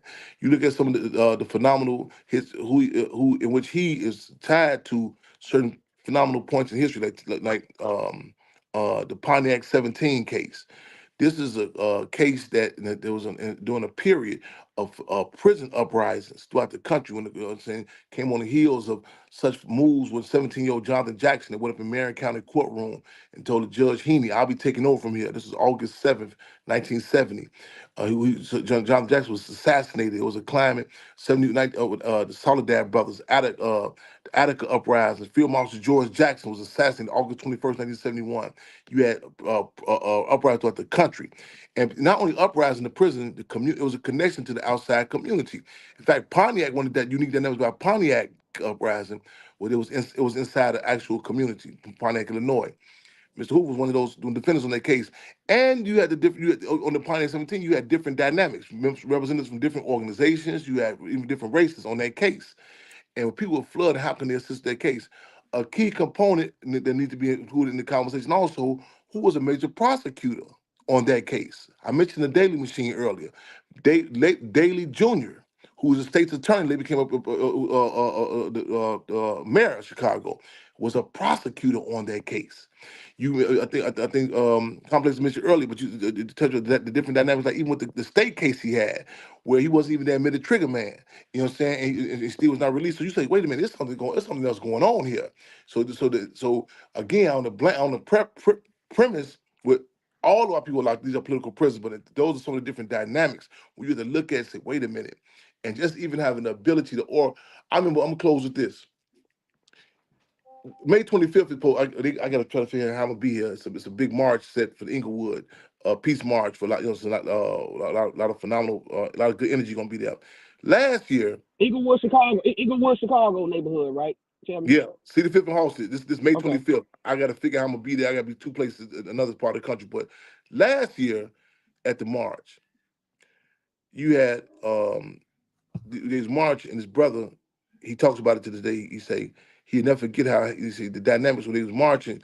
You had some brothers who were we refer to brothers and sisters who were we refer to as demoralized. We don't say they dope things, they strawberries and nothing like that. They demoralized, and they were walking, and one of them had a flag said free Jeff for free Chief Jeff for Chief Imam Malik. The other one said free Larry Hoover, and you seen them coming together, and then you seen they were again. I want to point out they were demoralized, but then they got the bumping, like they got the bumping each other. You feel the energy. So one of them got saying one case louder than the other ones, and you can see that tension growing. So one brother said, "Chairman, you gonna be cool, man." Don't interrupt the baby. I say it's 4 months. I said, give me. I said, wait, be cool. And I said, I got this. I said, got it. So don't. How your grandmama tell you, don't stomp, and the cake is in the oven. You're gonna make the cake fall. I said, let them build you like a cleansing process. You seen them, the pride coming back in them. They start, they start standing up a little more straighter, and they were getting attacked. They were getting a little heated with each other. They were like, free Larry Hoover, free Jeff Ford, free Chief Mali, and it was getting more and more. I said, be cool. I said, it's the time. I said, I got this. Be cool. And finally, it was real. I strategically intentionally I called Larry and Little Larry and some other people. I said, come on, we came up to the front of the audience. And I said, man, Brother Box there, all of them was there. I said, man, free them all. And the whole, man, it brought all that energy. See, like a relationship, the balance, you say, man, I was talking to Mike Africa Jr. other day, and we was talking, that's of the Move family. And he told me like how him and his wife, and they go in a room, they're like a power couple. I said, I didn't know his wife. I said, damn, I forgot who his wife's father, who her parents were. I say that you got both of these forces coming together. You know what I'm saying? So the deal is to have not the best of both worlds, different respective communities. The energy that came with that was phenomenal. All right, go ahead, Castro. Dynasty, before your next guest. Oh, go ahead. No, go ahead. I'm gonna pass the cash. Go ahead. I'm gonna pass the cash. Go ahead. All right. So not even just that. Tell me, Fred, didn't you go to Mexico when Malcolm X's grandson was murdered? Didn't you go down there? No, we did a people's investigation because it was Okay. in regards to his assassination. In fact, we was doing some work with him. In fact, before when he got out, when he was released from jail, and had him on board. But he was definitely targeted by the counterinsurgency. They sent everything at him, agent provocateurs, you name it, and he was subsequently assassinated. Again, let the record reflect. Malcolm X's grandson, Malcolm Shabazz, that he was assassinated. I spoke at the funeral, had a phenomenal relationship with the little brother. All right, shout out to the Shabazz family. Yes, sir. I was just gonna say this though, Dynasty. I want to thank Chairman while he's here. Yeah, thank you for all the things he does. The man, I believe you showed up with us in Chicago State when we testified for the United Nations, and they found America guilty of oppressing the blacks. I was there, Mark Carter, I believe you, J.R. Fleming, and so shout out to the guys, man, who come out and do this grassroots job, man. Like, it's an everyday thing. And somebody on this Dynasty show yesterday stated that they don't think we're still oppressed in 2024. And I'm sitting here in front of the United Nations with Frantz Fanon's daughter and chairman and so many other people, in which we actually won that. And it's a difference between people who talk and people who walk. And so to thank Chairman, when two of the most powerful senators were trying to attack black people by saying they was going to come back out and just arrest people for being in street gangs, and I was the only one that sued. Chairman was out there. Gator was out there. Gator Bradley. That was it. It was other people. It was other media. Grant was out there. Thank you, Chairman, for being out there. When it was time when police murder people, thank you, Chairman, for being out there for all those murder marches. When we march in the neighborhood, people think we don't march in the neighborhood when murders happen. So for all those midnight marches, murder marches, investigations, thank you, Chairman. Thank you, Chairman, for what's the little sister name that was murdered in Chicago? It was what's it? Anika. You was out there for the investigation for that. Thank you, Chairman. And boy. man, there's so many Renika things boy. you've been out Yeah. there for. Right Anika, on. okay. Yep. Thanks for being out there for that. Chairman's out, and thanks for going to California. You and Lady of Rage for what y'all do in California that people don't know about. Now tell me if I'm saying too much about you. No, I mean, But I'm honored and I'm humbled and I'm duty bound and I appreciate it. Not in no egotistical way. Our people need to know about this here because we got some, you know what I'm saying, as opposed to role models, real models. You know what I'm saying? I think we should acknowledge this too because I tell you this is drowned out or it's taken away from history books. So I appreciate it. For the record, I appreciate it. thank you, sir. Also, your guest kind of fell off, but again, No, I'm right here. Yeah, go ahead. premeditated He fell off. Oh, he So there? Where you at? no, he fell off. Okay. Go ahead. Thank you also, Chairman. For when girls come up missing and the investigation you do that people don't know you do. Police murder somebody, Chairman them out there investigating. Girls come up missing, Chairman out there investigating. Violence comes up, and there needs to be peace on the streets because somebody asked, how can we? Somebody in your chat, Dinah, said the question wasn't answered. How can we de-escalate the violence with the gangs? And that's what the person said. But those tribes and organizations, because they operate like tribes and organizations, there have been times where there was de-escalation done. There are a lot of jobs. When Hustle Smart said yesterday on Dinah's show, in Atlanta, he came from the hood, he went to jail, and he goes back. They don't recognize all that. But here in Chicago, if you just take your community and just work and go back, when you make it up there, I got my couple degrees from college. I started my organizations. I ran a Major Adams Community Center in my neighborhood. We give out LLCs for birthday presents, bro. We give them out if it's not your birthday. We give education out. We have boxing programs, archery programs. We have role model programs like Chairman said. We brought models into the community to come and model how to do relationships, male and female models. Our organization is called Reclaiming Our Community. We have started jobs there. So these people y'all call get a lot of the people who are old school, they're not even involved. We have businesses. We hire people. We even hired the mothers to do security because we like, how you gonna shoot out here with your mama and their mama out here? We have family game nights to get the mamas out. Y'all want some ideas? Family game nights to get the mothers and aunties and grandmothers and fathers out to come out to the community to stop violence.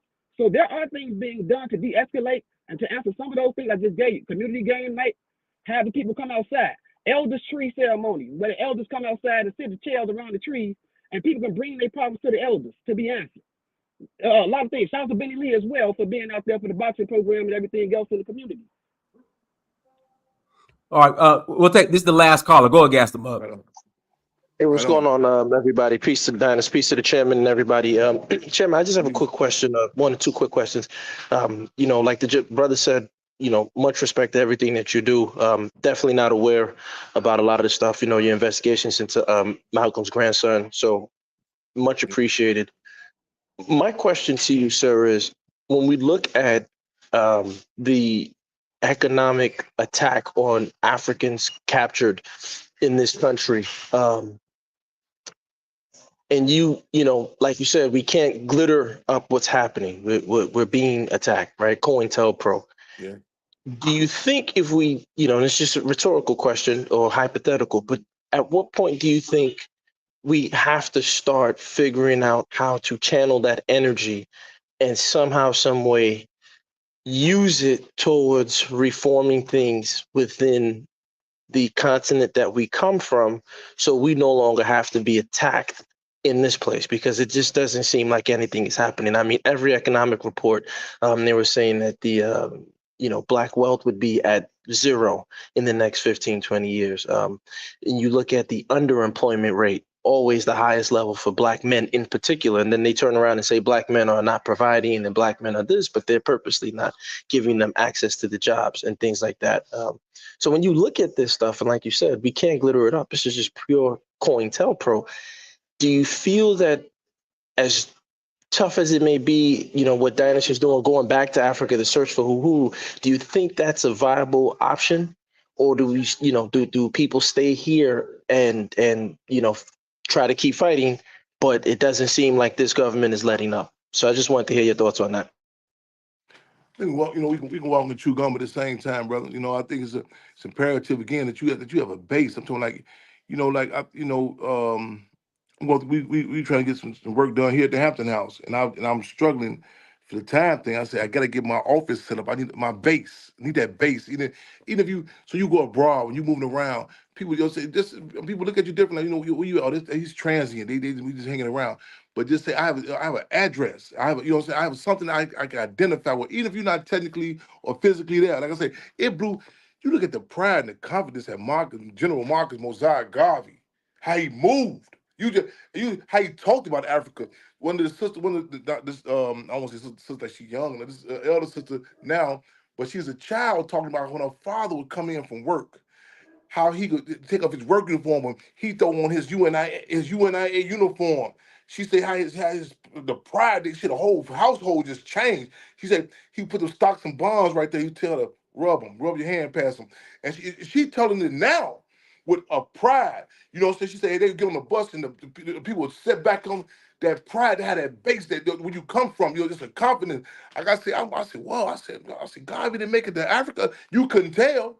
I mean, he epitomized that statement. If I may have not been born in Africa, but Africa's born in me.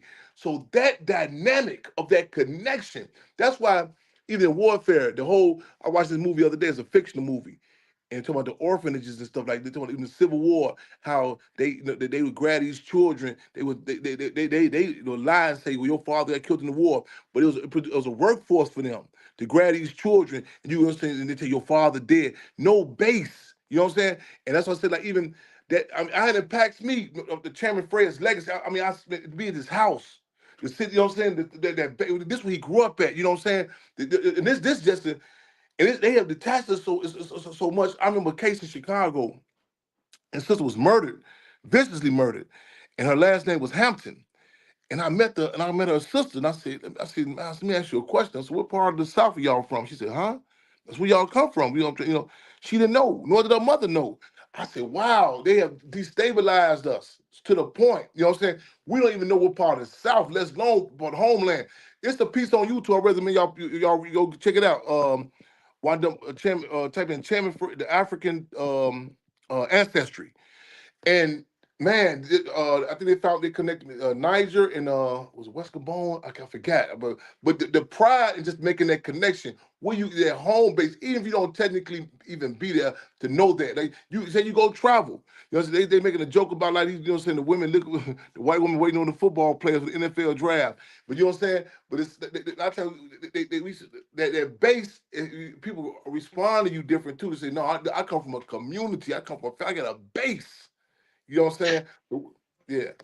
No, so Chairman, I agree with you 1,000,000%, and I'm hoping that people could take what you said and like use what you're saying, contribute to your organization, donate, so that way gentlemen like yourself can have that base to go. Because one thing, when you look at investments in Africa, and Dynas can attest to this, you look at the Lebanese, you look at the Indian, when they go to places like Nigeria, they're going as a collective. Yes. Right. Even though they have their individual competitions among their different organizations, they're pretty much sourcing their products from the same area. Yes. So my challenge has always been, Black people, we got to take soul food and re-Africanize it. So that way we can start importing food from Africa and the Caribbeans, so that way the money could flow, like what Garvey was, like what you were saying with Garvey, so I agree with you 1,000,000,000%. And I hope people can donate to your organization and give brothers like you that base. So that way, when you go into Ghana, you're going there as a movement, as a force. So now you can sit down and link up with Dynas, and you go to Liberia, you go to Sierra Leone, and you get your citizenship. You can say, look, we're coming with 200,000, 400,000, 500,000 American dollars. We want to talk to the governor of this region. We want to open up import, for example, industrial products, so that way we can start taking waste and turn them into biogas, or we could start taking crushed plastic and turn them into materials. And now you start creating that economic stronghold that Garvey was trying to tell. So I'm 1,000,000,000% with you on that. And Dynas, thank you for having the brother on.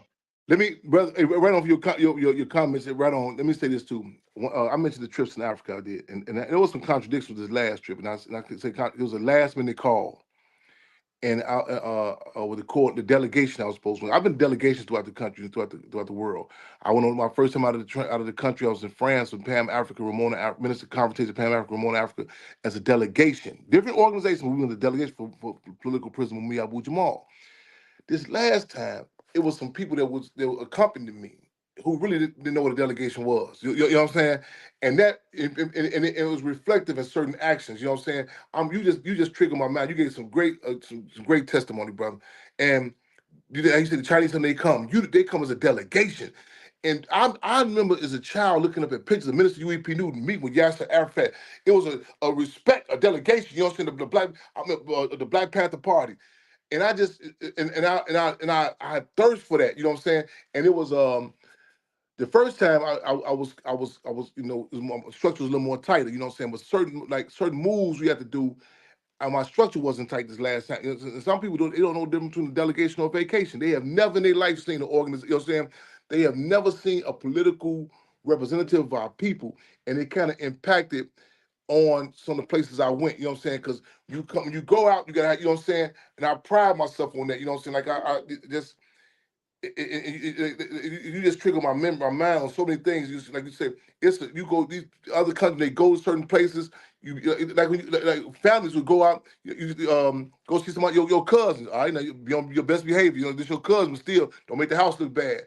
And I had to do. I had to. Like I said, it was like a reactionary move I had to do, and I hate that. You know what I'm saying? It wasn't tight. You know what I'm saying? But that's we tightening up. We tightening up.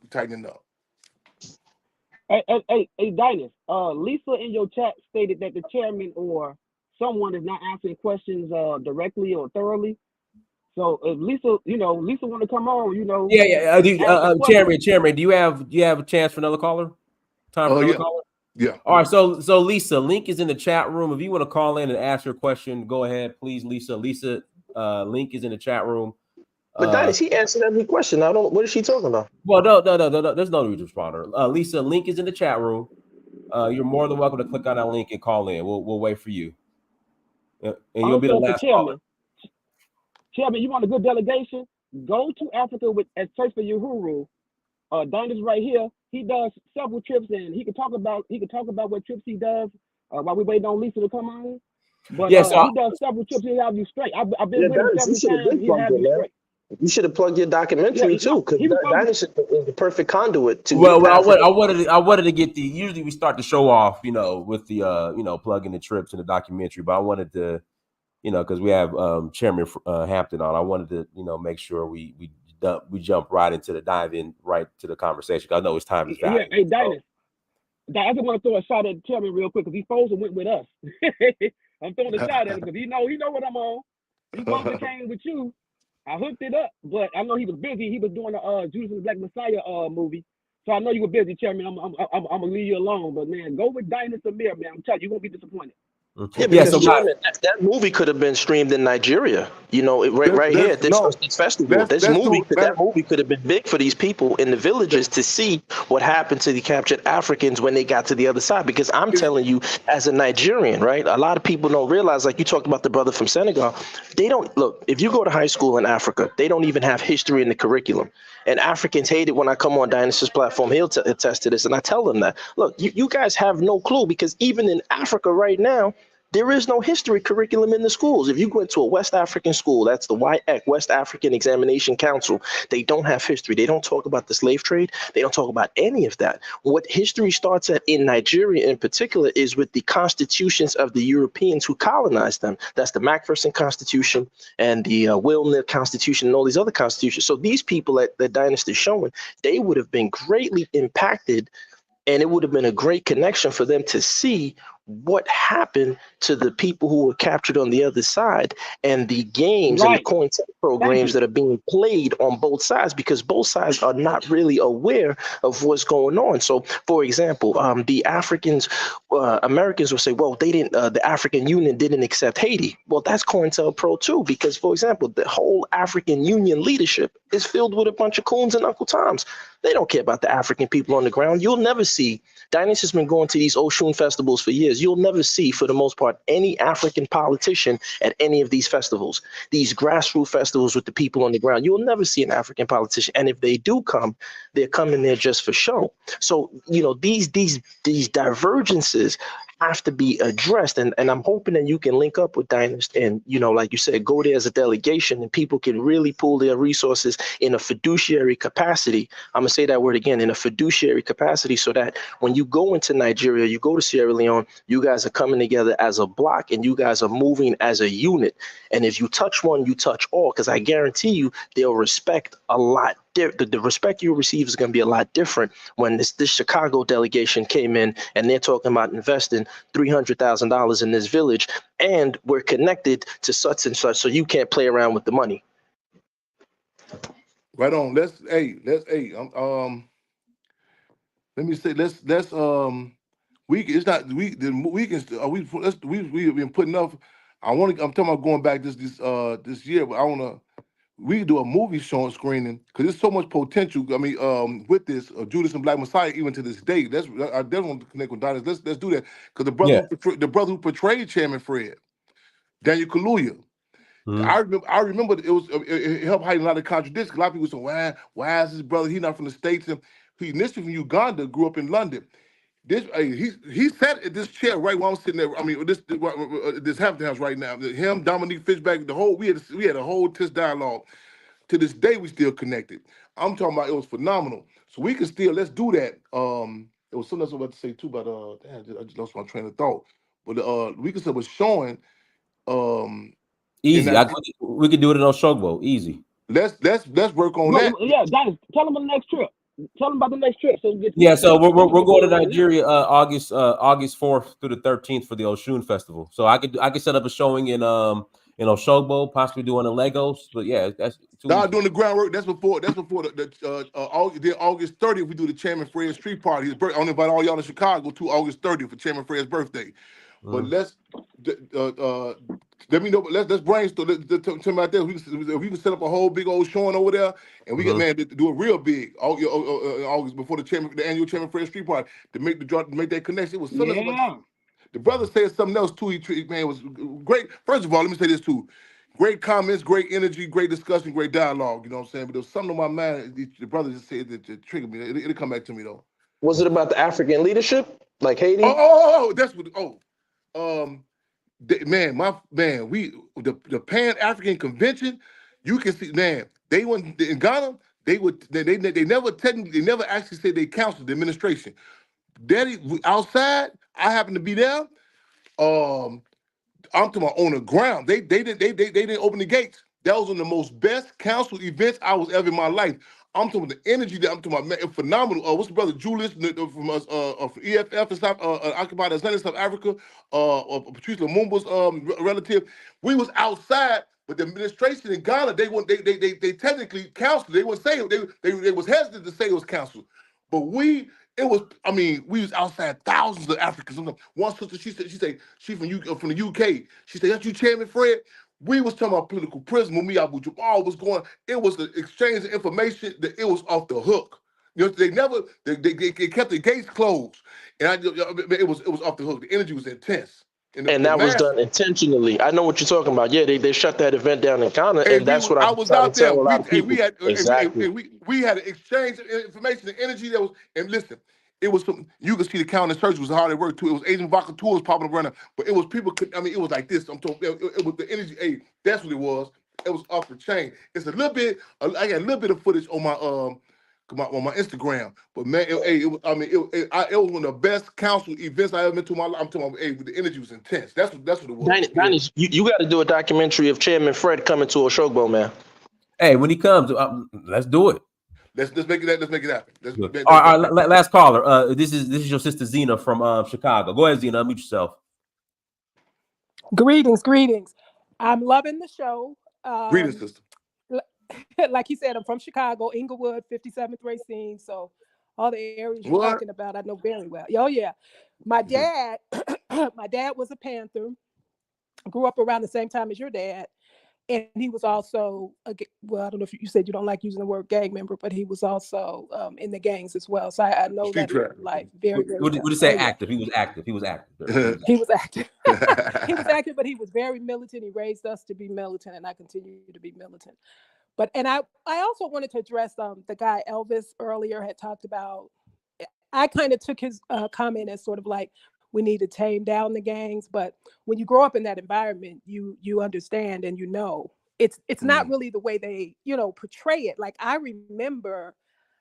I was real small, so I'm assuming they were Panthers. I'm not sure, but I remember people coming into the neighborhood, making us breakfast and sandwiches and watching out for us. Like, so I don't know if we need to tamp them down. We probably need to teach them their history, but,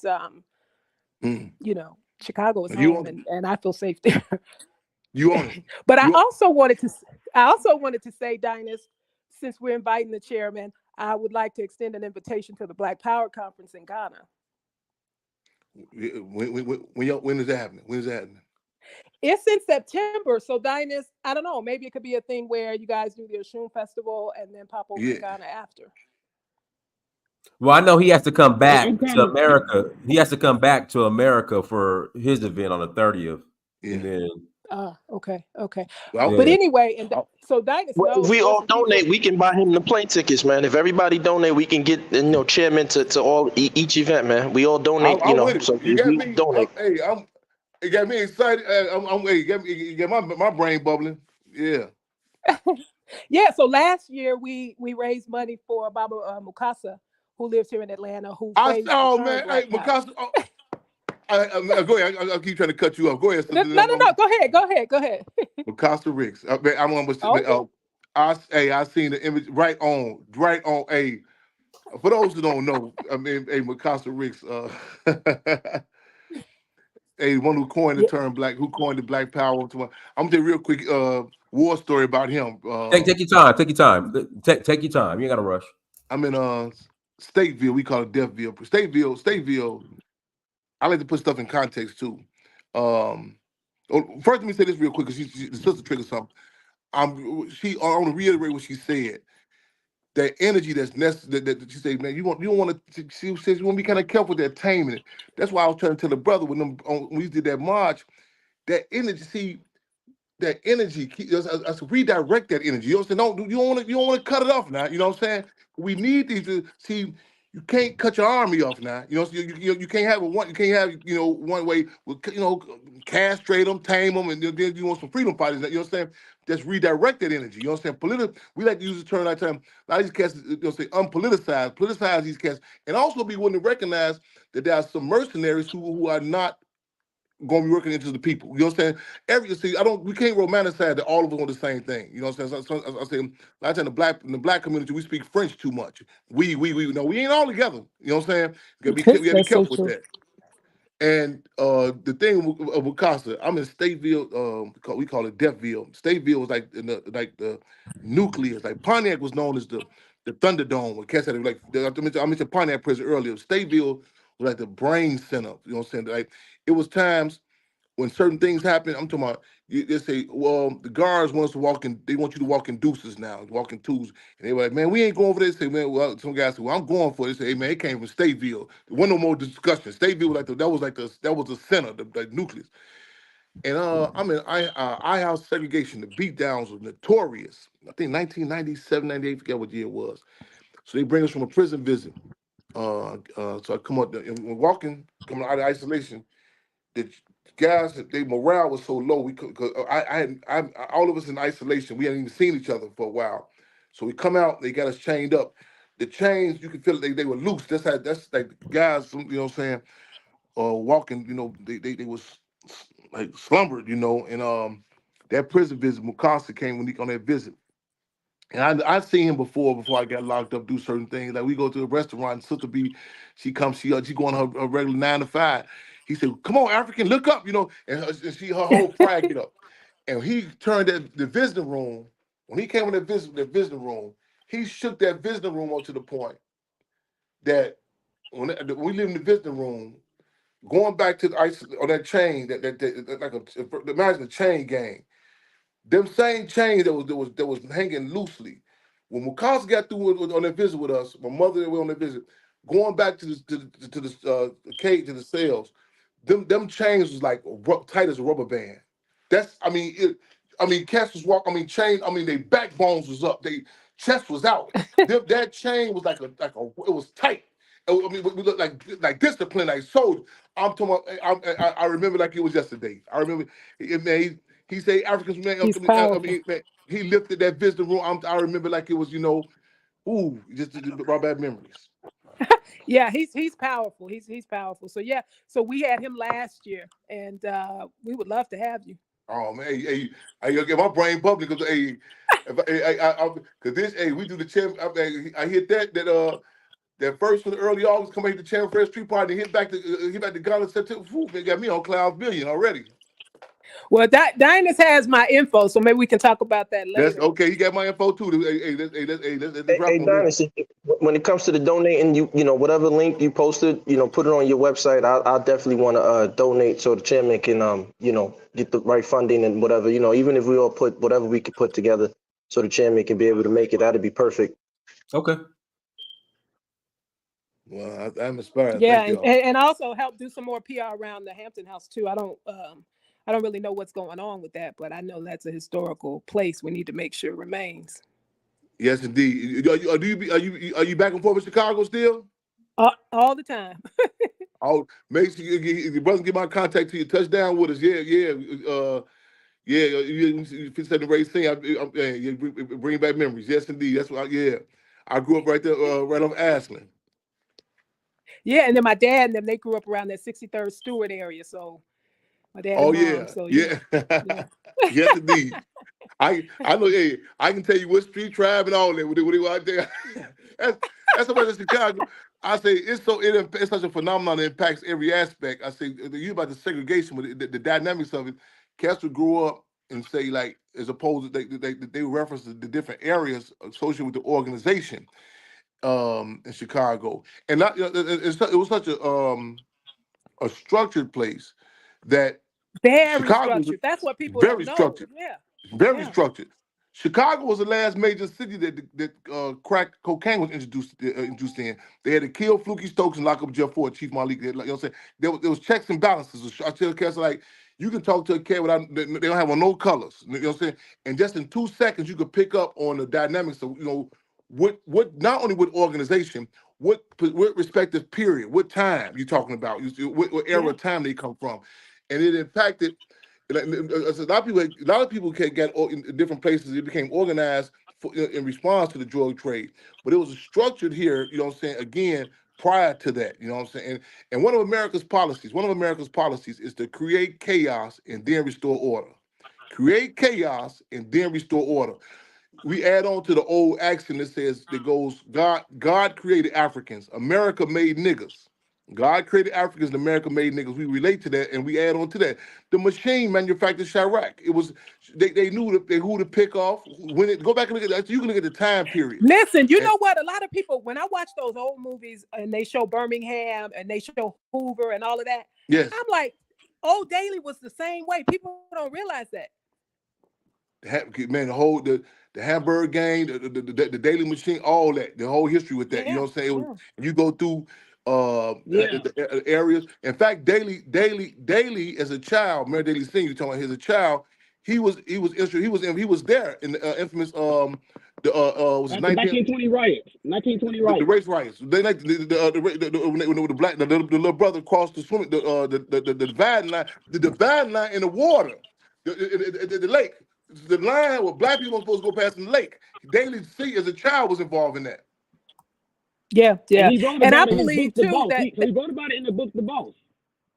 Wow. And I believe too that's one reason why the gangs and stuff kind of evolved the way that they did too. Because even me, who grew up in the 70s, I remember not being able to go like to down there like 39th Street, down that Bridgeport area, down there where those dailies lived and stuff. So I would imagine my dad, your dad, those guys, they had to kind of organize themselves this way because they were doing us harm still even in the 70s. You know, it's still parts of this city. Still now. What you mean? Now I'm telling y'all, it still happens. It's places in Chicago that I haven't been to. it's like a given. It's like I as a child, I remember on the bus, and I woke up, I seen white people say, "Oh man, I must have missed my stop." It was so known and so Yeah. laid out the dynamics. It was up front to it, like what areas you go to, and Yeah. like I remember I told his brother one time, I said, meet me on 47 and get the car repaired. And he went to another part. I said, you went. I said, what made you think over there? He said, I thought you. I said, no, I thought you knew. We don't. That's up over there in Bridgeport. I said, Yeah. Canaryville. I said, I remember coming out of high school, and until at a certain period, at a certain time period, oh man, it's going down. I'm talking, man, going down. I remember before Dr. Oh Hey, King. yeah. I Chairman, went to Tilden too. Oh, what? Yeah. hey, Chairman, Yeah. Diners was here in Chicago. I took him by the minister's Farrakhan mansion, and he wanted to go to the O Block, bro. Yes, Diners wanted yes. to go to the O Block. I mean, I just wanted to drive by. No. Well, you come on through. And next time you come through here and hit me up, we gonna go through that, brother. No, hey, listen. Hey, listen.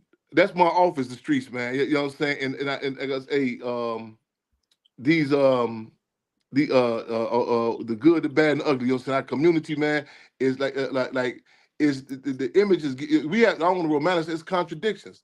But wherever you go, like I tell people, man, the people, they relate to you, brother. I'm talking about, hey, I've been to places, and they say, how you know when I was, we had a chapter in Brazil, Sao Paulo, and I knew who to touch down with. You know what I'm saying?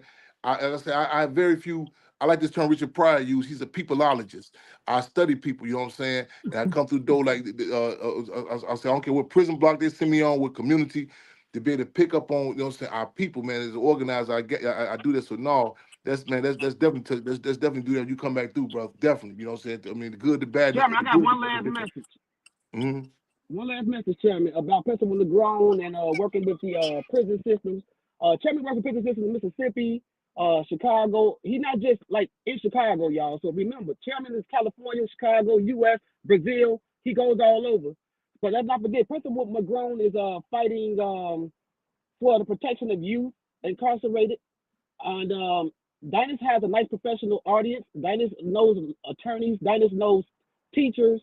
Dynas knows political people. So somebody out there listening right now, if you can contact Chairman Fred about working with getting better conditions and keeping the youth out of prison. If you're an attorney, Principal McGrone said he could use more attorneys, legal researchers, and things of that nature.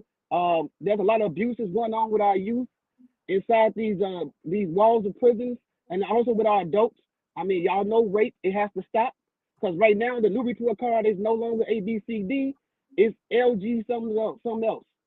So, and that thing is getting out of the system, out of the communities, and actually, participate in genocide. It's no problem with what a person chooses, but when you are already undernumbered, when your numbers are already locked up, it's like, what are we doing here? So just to bring more attention back to another project with Principal McGrone and fighting for the youth in IYC, please be an attorney or legal researcher. Please reach out to Dynas and let them know you want to help with the youth that are incarcerated. Right on. I'm done, Chairman. Right on. I think. Oh, cool. Anybody have any other questions or? No, I just want to say this is I love this conversation. I love it. That it's young men doing this, and you talking about that tilt in the Inglewood stuff. I know we didn't cross paths before, so you got all that tilt in the Inglewood stuff. I'm looking forward, y'all. I'm inspired. I'm so glad. I seen some pictures of Mukasa over there. I mean, man, right on, man, right on. That was. I'm so glad. And he talks all the time about the work that he does, him and his wife, the work that they do in prisons and stuff like that. And Stateville ain't no joke, for real. So, that visit, he shook that. Oh man, I just grabbed that visit when he came. I'm talking them chains was like, man, like it was like a Jenny Craig commercial. I'm talking before and after. I'm talking about he ate them. Man, I mean, because there's one brother named, what's that brother name? He'd always be honest because he tell other brothers, keep your hands up, keep your head. They come in. and them chains, they was sagging. I said, I ain't. They was sagging. We came from the visit. Them chains was tight as rubber band. I said, that's what I'm talking about, man. Upright. That's right. Yes, indeed. Yes, indeed. Hey, I really appreciate it, Chairman Well, Fred. I Anything know, else? I know Baba Mukasi would love. Now, I was just going to say, if he doesn't have Baba Mukasi's info, I'd be happy to get that to him. I think I got a new phone recently. I think I got it, but I'm gonna have to brother send you my contact information, vice versa. And y'all, you know what I'm saying? I enjoyed this, man. Y'all get the information, and let's stay in contact. I want to invite y'all for August 30, but I want to let's see we make that happen. I want to get over to the homeland for that, and then get back to Ghana for later on. Hey, and let's do some future updates and some panels and some continue organizing together. I love this energy. I'm glad I got on. I'm glad I got on. Yeah. Yes, sir. So Donnie, everyone, when is your trip to Nigeria? I'm about to tell them right now, August 4th through the 13th, August 4th through the 13th, for the Oshun Festival experience. We got to get the chairman there. So Dennis, like I said, man, post that donation, whatever, to raise the funds to get the chairman to Oshogbo, man, because that the movie has to be streamed so the people on the ground can see for themselves, and we can all see what's going on and what we are up against, the COINTELPRO that we are up against globally. And that movie was Get that movie premiere going. That movie was a get good. That going. I remember. I'm flashing back when the movie first came out. I remember the good. It was. I mean, the discussions people was having. Well, how is he playing champion? I mean, it was a real good groundbreaker. I'm telling you. I'm flashing back on them sitting at this table because we said there have been a number of attempts to do a movie on Chairman Fred. We had to go to battle, and I remember seeing. Sister Dominique Fishback was slated to play my mother. I said, wait, we got to meet these people. We haven't met these people, And so they were telling me, well, Chairman, that's not how it works in Hollywood. I said, well, I'm not from Hollywood. I'm from Inglewood. It can't happen. We got to meet these people. And we end up sitting at this table where I met the Hampton House 8 hours. And then that night, I said, I tell you what. I said, listen, we got to go to my office. It was late at night. In fact, it was 3 a.m. And I said, Google the worst neighborhood in Chicago. And they Googled it. And it was 11 murders on Madison and Keeler, K-Town, West Side. And I said, well, that's where we're going to finish the meeting at. And they said, huh? And they said, well, the studio would not go for that. I said, well, I can't go for it, And we went and met right there. Daniel Kaluuya, Dominique Fishback, Charles King, we were right there. And, it's time to write this table. Yeah. And and I am being initially from the homeland, I think it's a good conduit, you know what I'm saying? The time with that festival and everything, I look forward to it. So, hey, let's make history, let's take history, let's tape history. Yeah. Let me throw this out too. Nigeria, Dinah. Let me throw this out too, y'all. I recommend y'all check. They got this piece going on now. The OGs, the original gentleman, and his brother, Mr. Rick, is he hosting it. It's really they interviewing different people from all walks of life. And it's really tapped into some Chicago history, but it went past Chicago. In fact, Ladies Brothers in New York, they other places that own there. But it's not this trivial elementary. You're talking about the streets and stuff. Like, they try to devalue us to they just like the killing for color, so on and so forth. It's got people from all walks of life talking about the impact of the free breakfast program to where their parents grew up in the South. You know what I'm saying? In fact, the interview they did with me supposed to come out on season 2 this week, I believe, because they got me, Big Daddy Kane, a brother from St. Louis, got his name, and Bill Duke supposed to come on. So check this on YouTube. Check it out too. The original gentleman. It's a lot of phenomenal history that's in there. All right, cool, everyone. Hey, thank you so much for joining. Like, share, subscribe. Visit donfo.africa for our upcoming experiences. Everyone, thank you once again. Chairman Fred, thank you, brother. We got to do this again. Anytime, anywhere, brother. We on deck, brother. Let's stay connected. Let's follow up. I think you got my number directly. I got your number. Yes, sir. Hey, I'm looking forward to this, man. You know what I'm saying? To the brothers and sisters, give my contact. Let's follow up on them on the moves y'all talking about doing. I definitely want to be involved with that. Yeah. Yes, sir. Until next time, family. Donnie Tamir, search for Huru. Peace. Search for Huru. Right on.